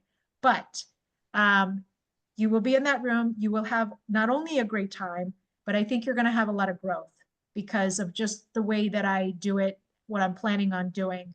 Obviously, I want to give you the best experience you could possibly have, because again, I don't leave my couch for just anything. I'm not going to ask you to come down, 10 hours round trip, Keith, and bring Sally with you and not deliver value for you. I want you to have growth. I want you to walk away with something that adds to your business. And then I want you to walk away kind of having been impacted in a big way that gives you a lot of energy or catapults you into like the next wave of things that you create. So yeah, that's what I have planned right now is monthly dinners. Yeah. Yeah, I was gonna say, you always do. And another reason why I like coming down is because it motivates Sally too. Yeah. She talks, you know what I mean? It's hard. I try to get her, but You guys are locked in a car for 5 hours. Of course she's gonna talk to you at some point. She's gonna be, get me out of here. I need a bathroom break. hey, Whatever it that takes. phones though, those phones, she can, I mean, that, a lot of time can be wasted on the phones. But Yeah. So that's what I'm personally planning on doing. So again, I want to be able to attend other people's events. I am going to be hand selecting everybody that's in that room that day. I want you guys to have a sit down dinner because I think it's important and nice to be able to put everybody in a room. I'm going to give us an opportunity for everybody to meet each other in a way that that tells you a lot about them, such that when you go to dinner, it's very easy to be like, I resonated with you because I also do this, or I hear you when you say this because blah, blah, blah. So everybody has that moment so that you feel more connected. Because another thing that I like to do is if we're getting together in a big room, I don't have a chance to introduce everybody one-on-one because then I can't enjoy myself. So I want you guys to feel as connected as possible. Like one of the big things that I tried to do in a room is break the ice as fast as possible, because where I stand, all of you guys are quality people. All of you guys have value to bring to each other, no matter what business you're in, whether it's perspective, it's money, it's connection, whatever. You have value to bring to each other. And I just want you to get there faster, because it's so frustrating for me to know how great you are. And then for me to see you two ding dongs just not getting there on your own, you know? But do you play golf? Oh, I play golf too. Like, no, like I'll just tell you, you're exceptional, he's exceptional. He does this, you do this. You have synergy here, go for it. Yeah. Anyway, so that's the plan. That's the big event that I have. So if you guys are not going to your own events, please think of people that you think would be quality people. Again, you guys know both of the things that I went through, which was kind of getting my ass handed to me. I'm looking for really quality people. I'm looking for people that can be good friends to each other, especially when you need friends the most. Not people that change on you and leave you high and dry. Yeah. Yeah. So that's it. That's how I'm making friends. I'm leaving my couch once a week. I'm going to other people's meetups. And then in about October, I'm going to have my own meetup, sit down dinner, heavily curated. You cannot buy your way in. You have to be invited. You have 6 months to get ready and get on a HUD if you're not on a HUD already. And yeah, so that's my quality room. Yeah, that's what I'm doing to build my network, to build my friends, because again, like real estate's just more fun with friends. Yeah. Keith Lyons, what are you working on this week going forward? Actually, like I said, I just got funding, so tomorrow morning it's off to Lowe's to get everything I need for Rowell Street to get it done. You said you're going to Friday. Lowe's. To Lowe's, yeah. Are you ordering online and getting it delivered? No, I just go to the Lowe's right there in town, so. It's $20 for them to bring it to drop it at your house. Oh, I know, I usually get my stuff either from, Ware Butler or Hammond Lumber, and yes, that's usually what I do is I just call. But I just gotta go, I'm just gonna pick up what I need there, and we're gonna start getting it done.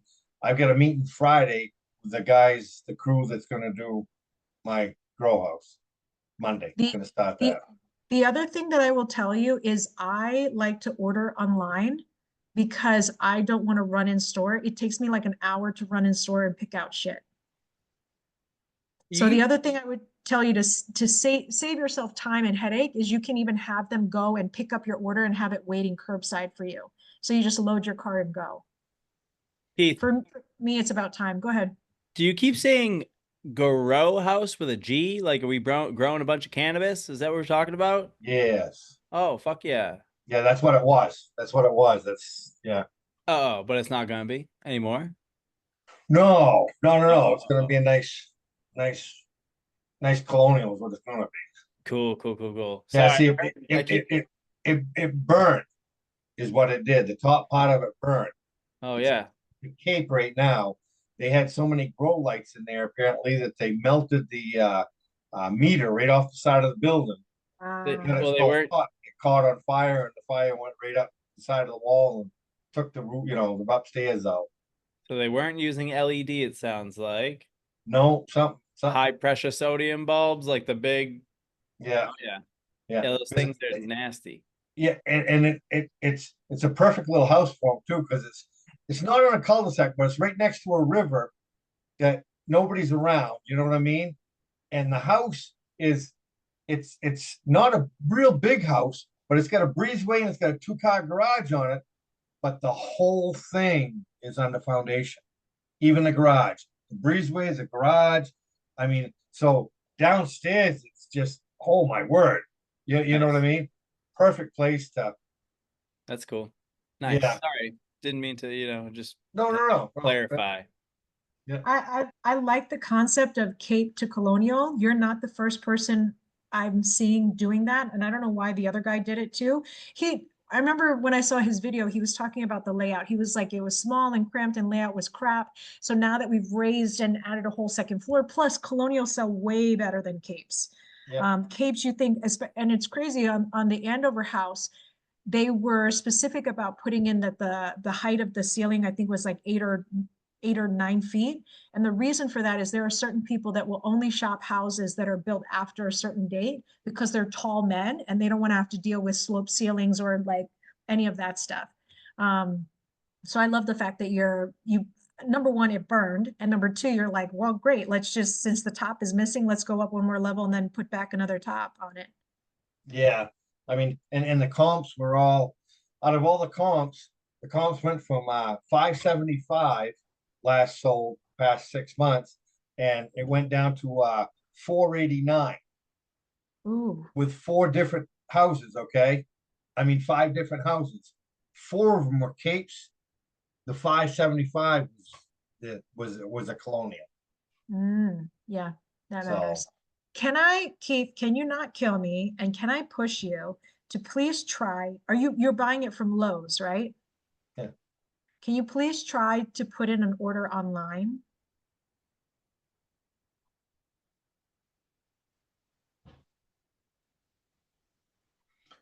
No, because I need it first thing. You need what? I need it first thing. And this No, no, no. Lowe's, even if I order it online, they won't have it together before I get there. So they do have pickers overnight. Huh? They do have pickers, the people that pack the order, they have pickers overnight.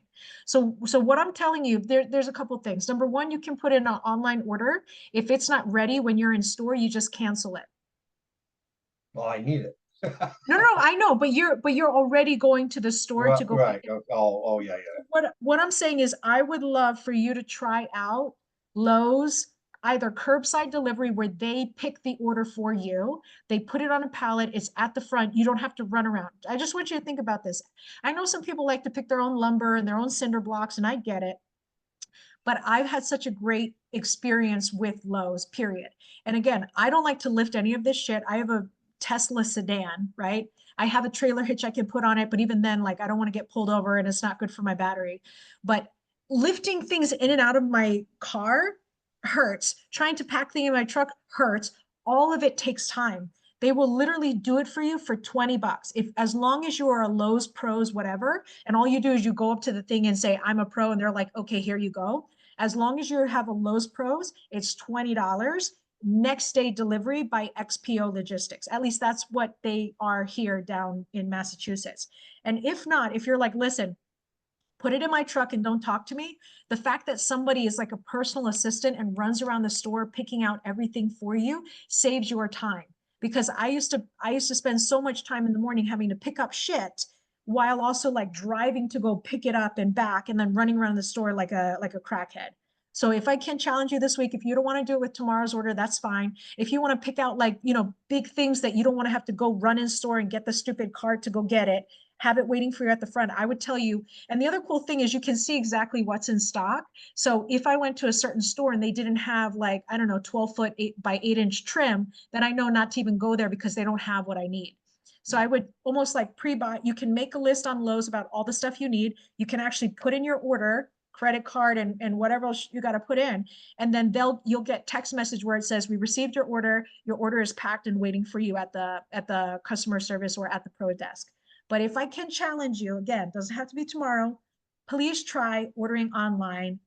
I love it. It has add value to my life, one. And two, if I don't get it on Lowe's, or Lowe's has a higher price, or Lowe's has limited stock, I go on Amazon. I do a really good job getting my stuff on Amazon. But Amazon is like the final 20% where it's like hinges and faucets and mirrors, and my vanity I bought on Amazon too. But like all the leftover things, cheaper on Amazon, more options on Amazon, 2-day shipping, sometimes where I'm at here, next day shipping.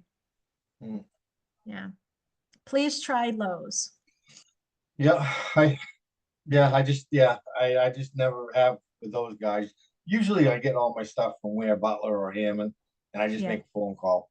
You know, they But deliver it. you I don't don't pick it even up go at after it. you don't pick it up at the lumberyard. You tell them and then they have it palletized waiting for you, right? No, they deliver it. Oh, even better. Yeah. Oh, yeah, no, that's why I usually, you know, yeah, no, whatever we need, whatever the boys, usually Brad will call them or whatever. I mean, he'll get what he needs. They deliver it. They're usually pretty good. I mean, if I Yeah. call them first thing in the morning, it'll be there after lunch. Wow. That's actually, Yeah. well, again, it's Maine. Maine is, I don't Yeah. know, a different beast, sometimes slower, sometimes better, but that's amazing. Yeah. Yeah. I would encourage you to try Lowe's if you can. And then Mark, what's your plan for this week? What are you doing? What are you up to? You're on mute. Open up your Barbie planner. Tell us what you're Trying to working. get some deals closed out. Haverhill should be going on record tomorrow. East Boston, hopefully by Friday. Wareham by fucking the 6th.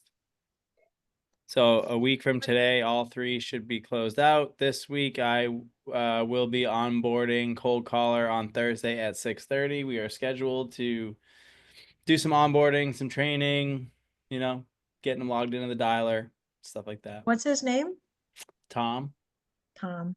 So all the deals that are closing, there's not really much you need to do except sit back and collect a check or wire. Haverhill's pretty good. There's nothing I have to do except for just make sure that we have the finalized HUD, but like everybody needs that to happen. East Boston, I'll probably have 15 more fucking phone calls back and forth with the guy who just simply has to understand nobody in the property and all their shit is out. Nobody and nothing. Yeah, I mean he can leave stuff behind, but it's just like they ain't getting it. They're not getting in after closing. There's none of that Yeah. shit. You're not getting in after it's closed. It's theirs, and everything is going to be demolished. So, yeah. So Is it being demolished for real? no. But like everything's getting trashed out and demo and all that, So it's like, Yeah. literally, there's a guy flying up from Florida now. Like he's landing like tonight so that he can crash there tonight. I'm like, dude. So here's where you're fucked up. You got to offer this thing vacant, and you literally just basically called a tenant from Florida to come up here and spend the fucking night a day before the scheduled closing date. Like, I don't know how many more times I can tell you that we're supposed to close tomorrow. The tenants are not out. By us pushing to Friday, and if the tenants still are not out tomorrow, me as a buyer, I don't trust you, and I don't like the deal. I mean, it's not that I don't like the deal, but it's like I need a double, triple, quadruple check that these motherfuckers are out. What happens if they are not out? Then closing gets pushed? Do you call the cops? Like what happens? We're pushing closing. Okay, but I'm saying, what if they're still not out? You push it again, you push it until they're out? Yeah, push again, whatever. And if the buyers just if we can't come to an agreement on getting it closed, I mean, I don't know, buyers can back out. I'll list it for him or whatever. But I'm in good standings with him right now. I think he'll give me a good review. I think he'll give me a great review. I fucking have done nothing that I needed to do for him, but everything that I needed to do for me for him, I did. And I continue. What if you were to remove the last tenant's stuff from the property and put it in the trunk of your car? So he rented a truck today for that, and like the guy's like, yeah, but I don't want you to like mess him up, and I was just like, dude, you got to have a backbone. Like, hey, sorry, they're in my truck, they're at my house, you can get them tomorrow, like not at the property. So it's like, whatever, it's fine. And then Wareham has been hands off this whole entire time. I never even went to the fucking property, and it's gonna be the biggest check, and it's gonna be great, and I don't foresee any issues. And that's how it goes. So our biggest event this week is getting Tom onboarded. The thought that comes to mind is maybe touching base with Lily, because Lily has done like 2.5 and plus 2 other VAs. And so she's very big into SOPs and whatnot. I mean, if you're doing it with Tom, the other thing to also consider is recording it, not just for the person that's after Tom, but also because I forget things. And so it might be nice for Tom to replay it instead of making you say it every time. Yeah, I already have an SOP from when I had my Egypt cold caller. So I already have a base of that anyways, but I'm looking forward to like this whole building my team thing, because I'm excited to build the SOPs, because it means I'm getting out of seats. Yeah. So like I'm looking forward to that. And I have like through the training that I took at the last company, like I have like onboarding videos and PDFs and shit that I'm just gonna send them and be like, this, you know. So Keith, do you have a What, question? what changed, Mark? I thought a couple weeks ago you were talking that you were kind of hee-hawing about getting anybody to help you. no, it's just my thing is I need to close these deals. I mean, at the end of the day, I'm not really paying this guy, but like I want to close these deals so I have a little bit of financial stability so that I can roll back into more marketing, which is going to mean more leads, which is going to be more lead follow-up, right? So like he's going to be generating leads, but if he does a good job at the cold calling, I'm also going to have him on like lead management. So I don't know how I'm exactly going to do it. I think for right now, I'm going to have him live inside Mojo, which is my 3-line dialer. And like, if he calls somebody and they pick up and they're like, yeah, I'm interested in selling, but I can't talk now, I'm going to have him set himself an appointment with that seller at a time to call back so he can finish the cold call script and truly qualify them. And then they can push them to my CRM.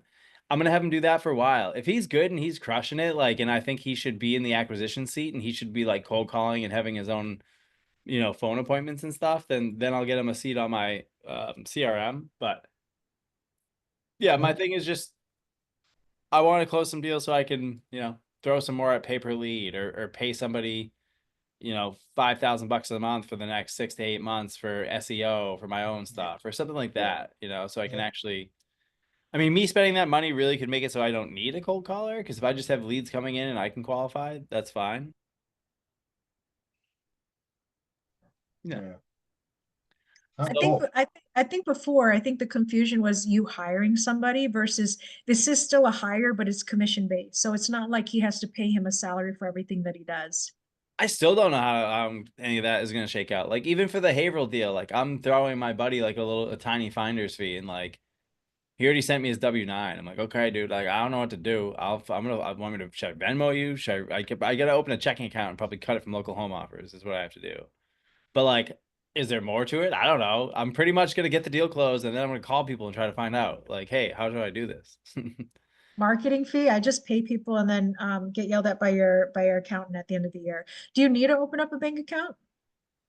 Yeah, oh yeah. I only have I don't have any bank accounts for local home offers. I got credit cards though, tell you that.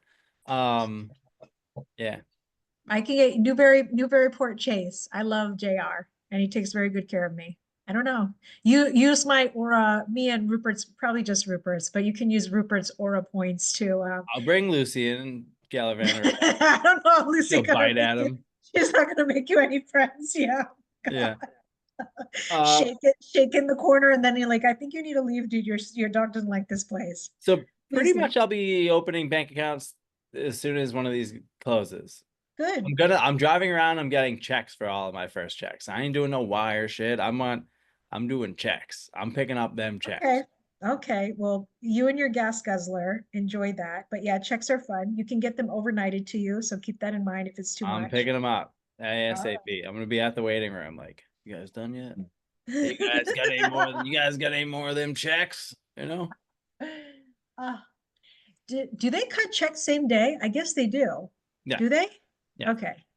I used to get mine like a couple days later. They'd be like, what's your email? We're gonna mail it. And I'm like, okay, here. But it'd be like a couple days after. Unless you close at like 3 p.m. and then it goes on record the next day, then you can get your check next day. Well, usually at any closing, the closing agent has to have the money before they can close. Yeah. They have to. I've never left a closing without a check, ever. Yeah, except for fucking Suzanne's wacky ass deals. She's like, yeah, we closed today, but they don't have the payoff yet. I'm like, what? What? Yeah. How can you close without a payoff? Thank you. I closed for my buyers so that they can get the property. It's my fault that the payoff wasn't there on time because my lender was a shithole. I knew what my payoff number was. I knew, but there was no confirmation. There was no statement that I had. They had like some weird address for me. And then they sent all this shit that I never received anything. And then they never decided to call me, even though they had my number when they received all this like bounced email. Anyway, I knew what my number was. I know it was 477. I'm just waiting for this stupid paper to come in to confirm my number.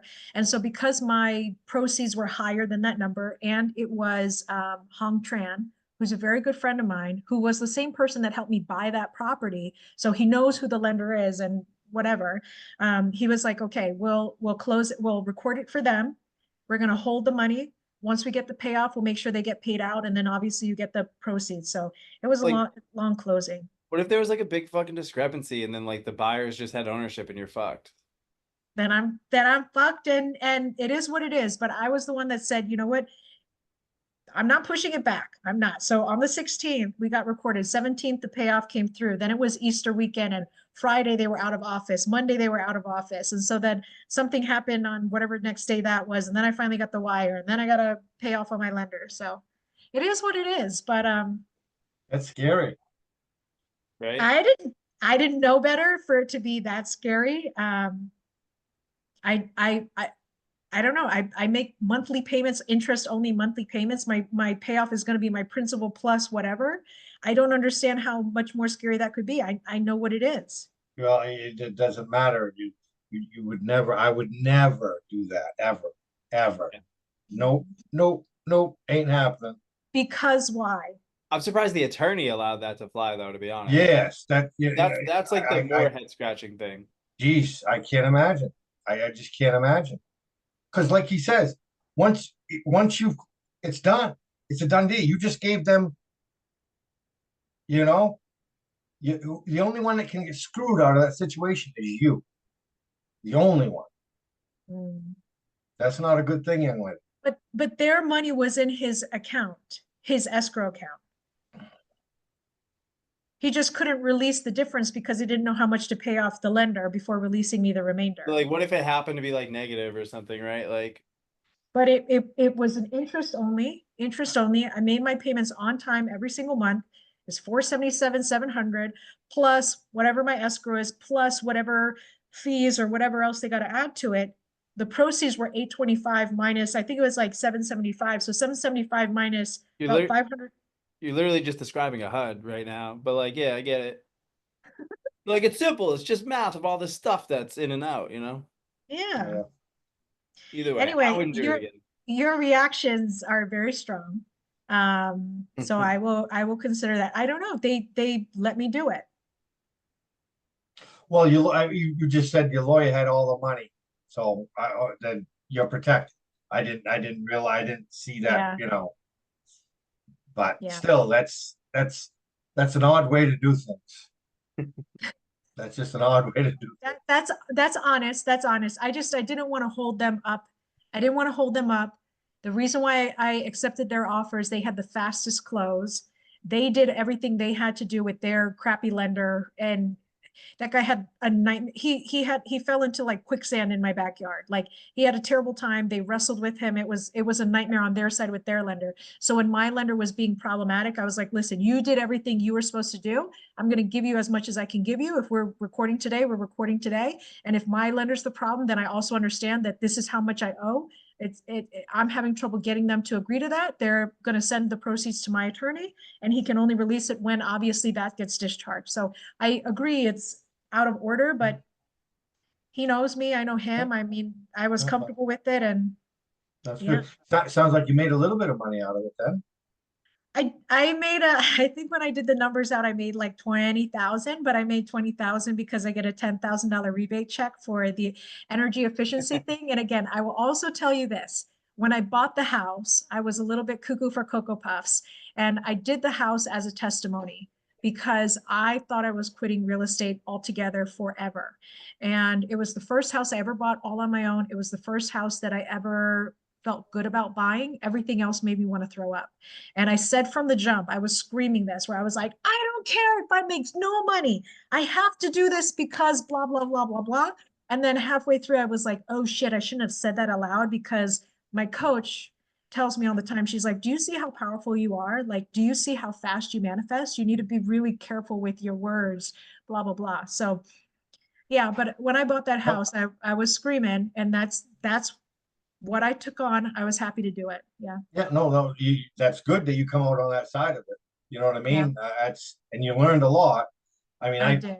my third flip years ago, 6 years ago, my third flip, I lost $10,000, and my private money lender, Ed, got all his money, I Yeah. made sure that's why I lost the 10, it went to him, you know what I mean? Yeah. You gotta learn, you know what I mean? My first flip, middle of nowhere, Brookfield, we bought it for 105,000, to which we're like essentially free at that point. Middle of nowhere, I couldn't get rid of that house at like 126 and change. And all that money that was between the 105 and the 126 of that 20,000, all lenders, all attorneys, like we made no money on that house. And so I always say, like, you're going to lose money. It happens. It's part of the business that you will have losses. I think I think the authority or what am I trying to say? The responsibility that I have is when you are losing, you don't need to lose that much. So when you figure out that you're losing, cut your losses quick and keep it moving. So yeah, But the thing about that is now that you've gone through, and now it's like full gut on that house and stuff, going through, now you have an assumption of how much time yeah. it takes to do something. My That's where people lose money is labor. Because Yeah. your flooring and your bathrooms, that's all fixed cost. You know what that is. Shame Right. on you if you do wrong, you know what I mean? If you get something that's not in your budget, that's your fault. You know what I mean? But that's all fixed cost. That's easy. It's the time, the labor. And like this Rowell Road, you know what I mean? I was a month over. I don't know, it just happened. It's a month over. You got three guys paying $40, $40 an hour. You know what I mean? That's $3,500 a week. Times that by 4. Yeah. Jesus Christ, there's almost 12, 14,000. 13,000 fucking dollars gone. And then my electrical screwed me $16,000. And then I ended up with 8,000, 9,000 to put a friggin' furnace in. Don't take long, I mean, the furnace was my fault. I should have put that in, and I should have known better. But I mean, but that's besides the point. Yeah. That was a When surprise. when I look at it, like my big problem is I take way longer time than I need to do things. I don't hammer hard. I'm like trying to be friends with everybody and I'm trying not to fight. So I want to make everybody happy, and I'm not I'm not as assertive as I could be. I don't fire fast enough. I went through like three I went through three plumbers, probably even more on Andover, and I should have fired faster. So I'm not a hard ass, and I should be. And I'll go back through the numbers on this one because I was looking at private money versus the institutional money I have. Institutional is still way cheaper for me than private money. Private money on one deal I was looking at was like 60,000, and institutional was 45 for the same amount of time. But I know for me is that, like, I think on this one it was like maybe about 10 months at 4,600, and that was just the interest plus the points up front, the document fees, origination fees, all that other fun stuff. Probably about 50,000 that I didn't need to do. I could probably do it in half the time, but at the end of the day, like, this was also a weird one. I've never again, I don't even like leave my couch to like do stuff. This was the first time I've ever done a flip where I've traveled so effing much. The day I bought the house, I'm in Canada for a wedding. Then I went to Spain for another wedding.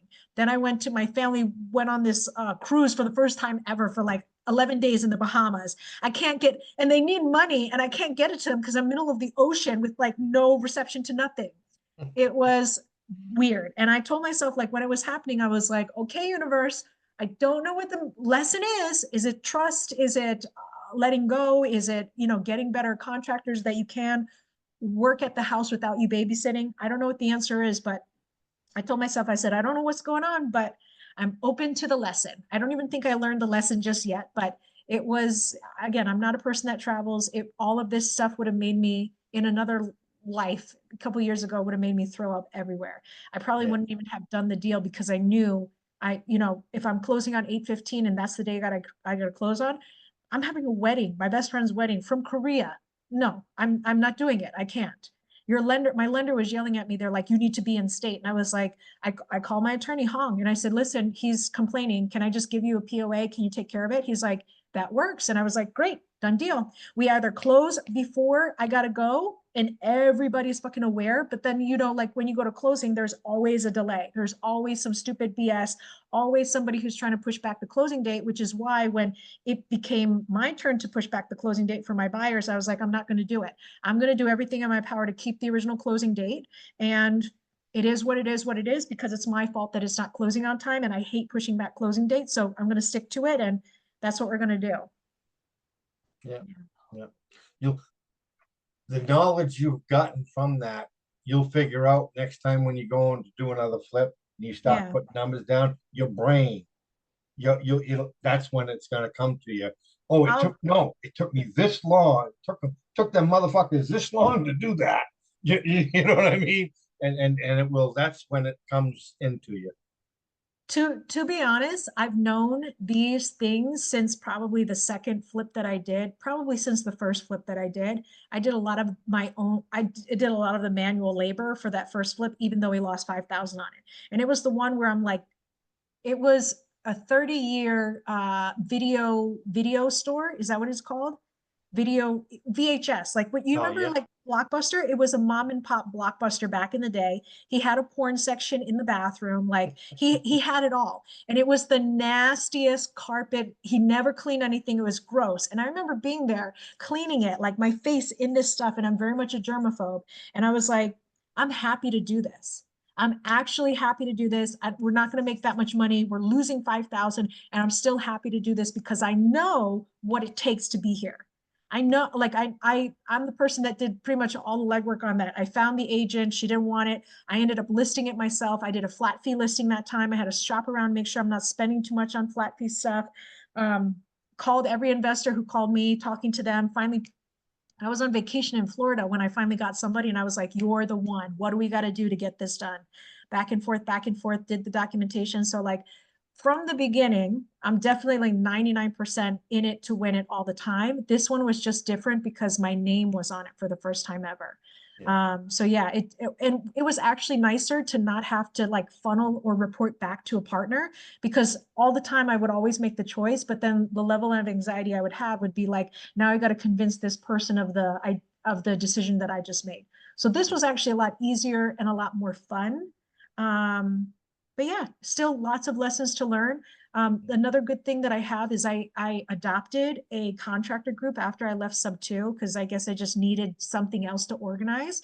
And so I actually have a huge group of people. Anytime I need something, I just post whatever, and I get 40 different people hitting me up. Cool.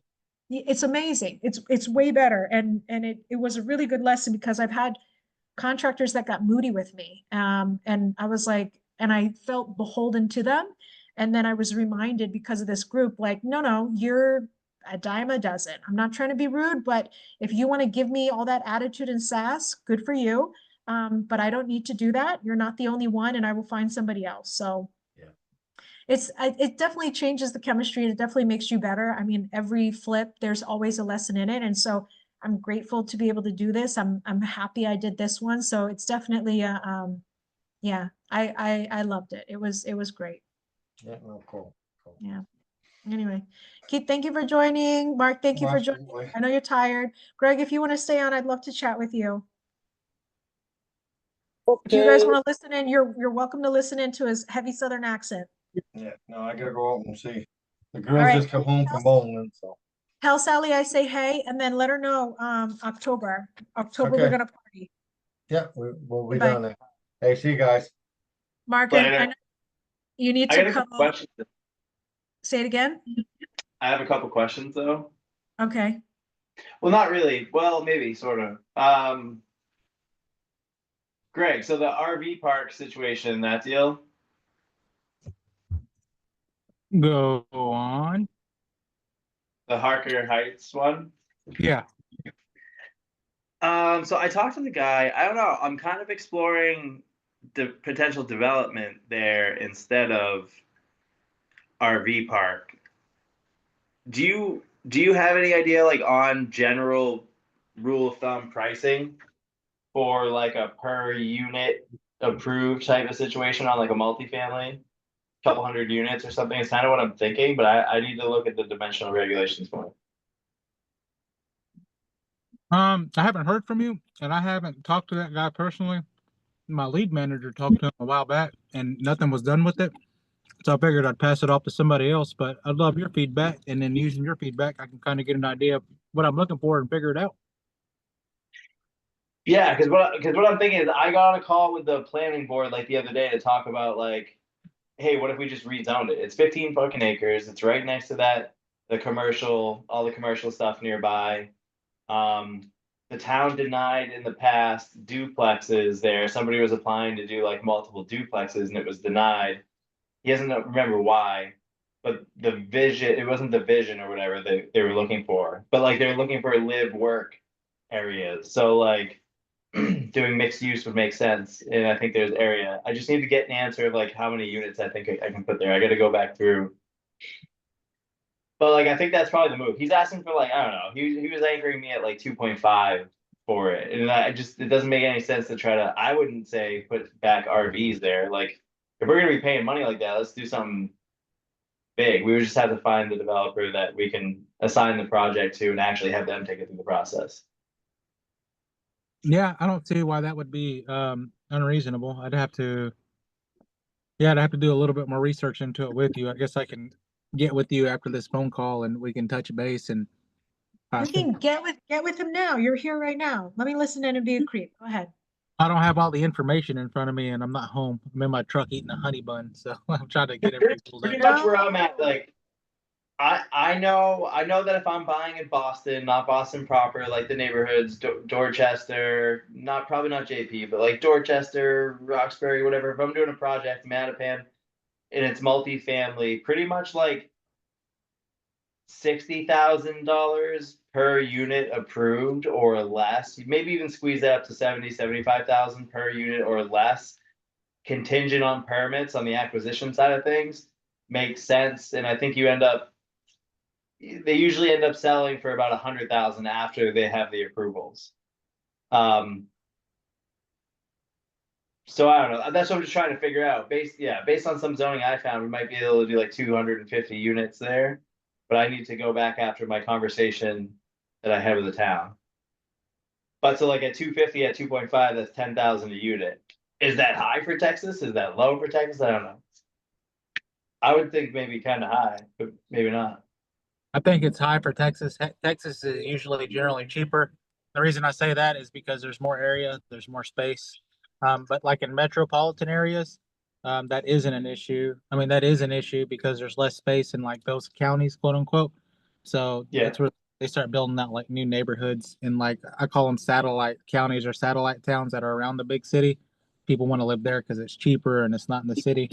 That's kind of in Harker Heights, but Harker Heights isn't like it's a bigger, larger town over here, but it's not like a city. You got Temple and you got Killeen. That's like, and it's in between those two towns. It and a lot of people live at the, they work at the military base over there, and then in Temple, it's the same thing. It's just military. There's Fort Hood around here, or Fort Cavazos now it's named. So that's why people, live in the area usually, or it's contractors a lot of people work for the military, or for somebody who works for them. Okay.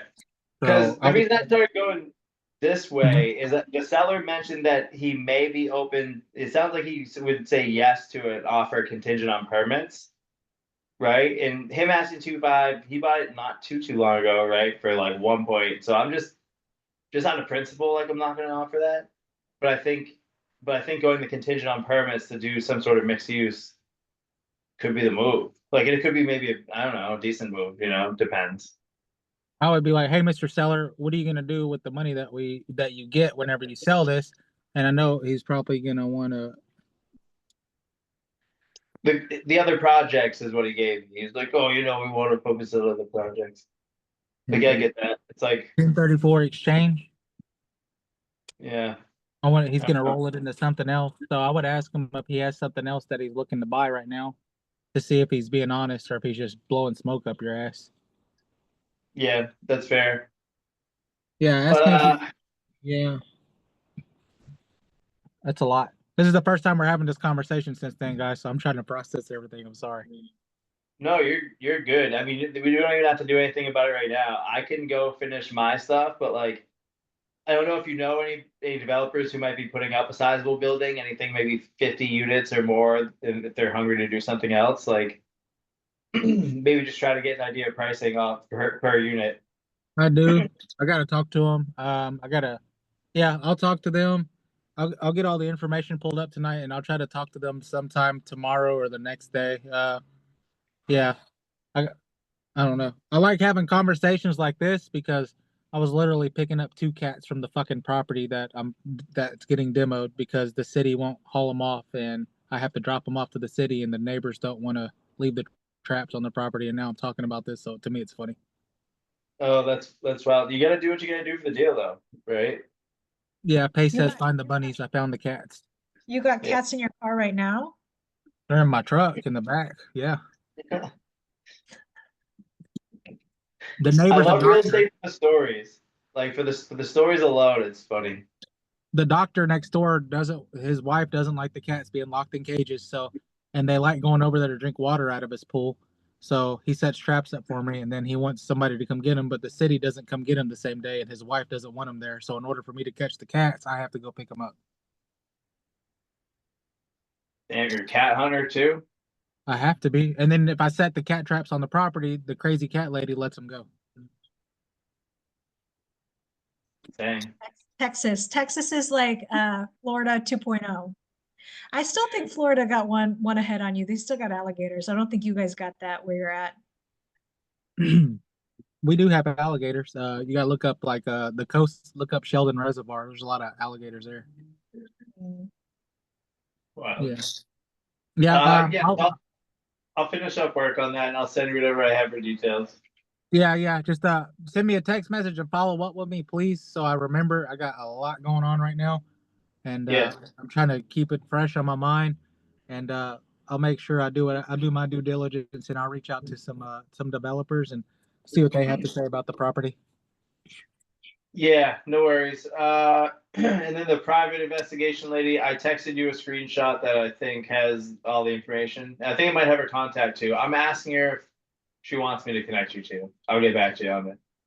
Yeah, I appreciate that, man. Thank you for the opportunity. Yeah, no worries. I was like, I know the perfect person. I just don't know if he is down. Yeah, I'm down. It just depends on how much work it is. If it's something easy, I won't charge that much. That seems like it's super complicated, but I think I can connect all the dots and I feel confident I can do that. It'll just, it's like everything else. It'll take time.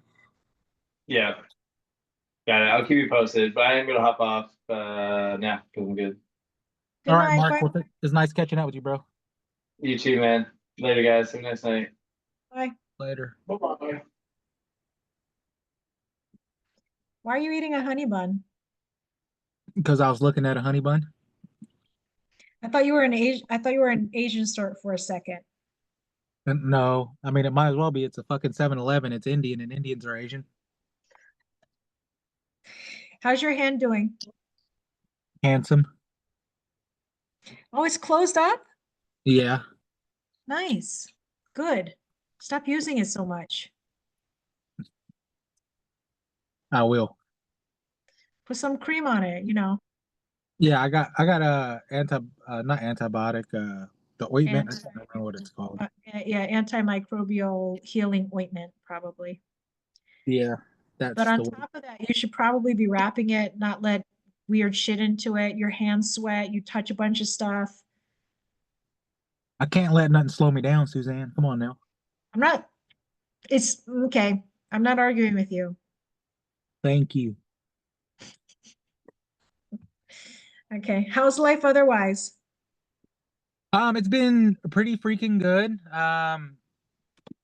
So while doing this cat stuff, I went to talk to the neighbors to see if I could put a cat trap in their yard because I talked to the older lady before. She's terminally ill and she is dying in Colorado, and her daughter is staying in the house with her husband while she's ill, and they want to sell the house quick, fast, in a hurry for cash because they live in Colorado and they don't want to deal with it. I was like, that's crazy because I just bought the house across the street and I might be interested in buying yours. And I have cash and I like buying them fast. So we had a conversation about that today. And antelopes, that flip I have on antelope is very close to being listed. We're almost there. We got the grass laid, and then the demo starts on Spanish Oak, the cat house, tomorrow. And Kinley went to that meetup in fucking wherever it is, Dallas, and somebody sent us a problem there, and we figured out a way to remove all the liens. It was like $140,000 in liens. Found a way to remove it, and I can get them all removed, and we're charging them $20,000 to remove it. And then Kinley was off this weekend with doing his little, what is it, anniversary, and Yes, we, anniversary. made like a $20,000 assignment while he was out doing that. So Nice. things have been going pretty good. Yeah, relatively good, I would say, and I'm pretty happy. You seem happy. You deserve to be happy. Yeah, and it comes from inside, not from outside. I should always feel this way no matter what's going on, because positive attitude helps you handle situations positively. I don't know about always feeling a certain type of way because that's just life, right? Can you drink with your other hand? It's cold. It's volcanic water. Okay, okay. But yeah, no, you should definitely feel calm enough to be able to handle everything that life throws at you. But like, so I have a coach that will tell me, and I think one of the biggest gifts that she gave me is you are exactly where you are supposed to be. Because I used to panic all the time thinking I'm supposed to be somewhere else. I'm supposed to be doing something else. I feel guilty. I haven't already done this, or I feel anxious because something is coming, blah, blah, blah. So I was never chill. Do you have to run? I'm driving home, but it's like right across the street. I can hear you just Okay. fine and talk to you, unless it's loud. I don't think it'll be loud though. No, you're fine. I thought you were going to meet somebody again. Anyway, so the biggest gift I got from her is I am exactly where I'm supposed to be. And anytime I have a feeling, strong feeling, small feeling, any sort of feeling is just feedback to help me make the next choice forward. And so when I hear you say like I should always feel a certain way, I disagree with you. Um, you should feel, right? Because again, feelings to me are just feedback. You should feel competent, capable, that you can handle it. You should feel like you're going to make it to the other side, because you will. You should feel that everything's going to be all right in the end. Yes, but constantly joyfully happy all the time? No, not a thing. That wouldn't make life interesting. I think that you should be in a constant state of joy, because I Ooh. don't think being joyful is being happy, right? Mhm. Joy is something else. But I think if you're sad, you should still be able to find joy in life, right? You shouldn't want to kill yourself just because something sad happened. That's what I mean by that. Not happy was definitely a poor word. You should not be happy all the time, because you're just not. But you should always be joyful of all the experiences, even the bad ones. Yeah. I can agree to that because I agree with you. I agree with you that there should be, well, honestly, I think you're right. If you're alive, there's joy for your life. If you're alive, there's joy for all the things that got you to where you are. Even if your number one feeling is like stress because you're dealing with some big problem, there you shouldn't be operating with the absence of joy, because I agree at that point, then you're probably going to be a little bit suicidal and not appreciate your life. So you are right. I am wrong. I agree with you. Wow, I never heard a girl say I was right in my whole life. It's wild. Well, you're welcome. This meeting is recorded, so you can go back and watch this anytime. I am not joking. In October, I'm going to have an event. I have no idea where it's going to be. I have ideas about the venues. I don't like to do the same place I've done in the past before, which is fun, but also challenging, because then every place is freaking new and every place is stressful the first time. But I'm actually really excited about this one. And I'm not joking when I say like it's a curated room. I would love for you to be there. No pressure though. No, if you make it far enough out, like 6 months, then yeah, I can absolutely be there. I just got to plan around it. I got 2 children with 2 different moms. I have to work things out with them, make sure they're happy, make sure everything's good with that. That's always my first priority. And then as Yeah. far as work goes, that's far enough out to where I can plan things around it. Like, oh, I'm not going to be in town. I can't do this. So I have to do it either before or after. So Can that's, you check your calendar? Because I think I'm going to put out a save the date for October 18th. October 18th is about 6 months out. It's enough time for people to get on a HUD, because again, my standard is you have to be a practitioner within the last 6 months. I'm not dealing with these, lazy whatever. I want active, real people doing this goddamn stuff. So that's why I have it 6 months out, and 6 months gives me enough time to like figure out some things. So I have a very strong idea of as to what I'm going to do once I get everybody in the room, but I want to pick a good venue because I have lots of ideas. Again, the goal for me is to give you the best that I could possibly give you for being in a room. I'm not going to fly you halfway across the country and then make you waste your time with some jabroni or doing something stupid or whatever. I'm going to give you magic in a room because at the end of the day, everybody who shows up is magic. It's my job to get the magic to come out. So people like me, I go to networking events to meet private money lenders and people with opportunities. So if I were you, I would find a way to bring private money lenders looking for opportunities to people who need private money lenders to fund their opportunities. And that's So what you said. even better than that, I'm thinking bigger than that. So yes, Okay. everybody who's in the room is going to be a real estate person, but the things that we are working on are not one-on-one deals. It's going to be like how you as a person can elevate so that you can reach the next evolution of what is Gregg Tuck. Because I like that. trust me, I promise you, there's money in our network. I have a laundry list of lenders. I have resources for how to present to private money lenders. I'll also tell you, like, for the most part, you can send out a slide deck or a pitch deck to people that are in your network that are happy to become secondary lenders. So you getting lenders is to me, very simple thing to solve, right? A bigger thing, again, I'm thinking about what's the highest and best use for you physically in a room with you and all these other people that I handpicked. What could I possibly do in this room to make the most amount of magic come out? Because I'm a big believer that every person who shows up, you have your own personal magic. How do I make that magic come out?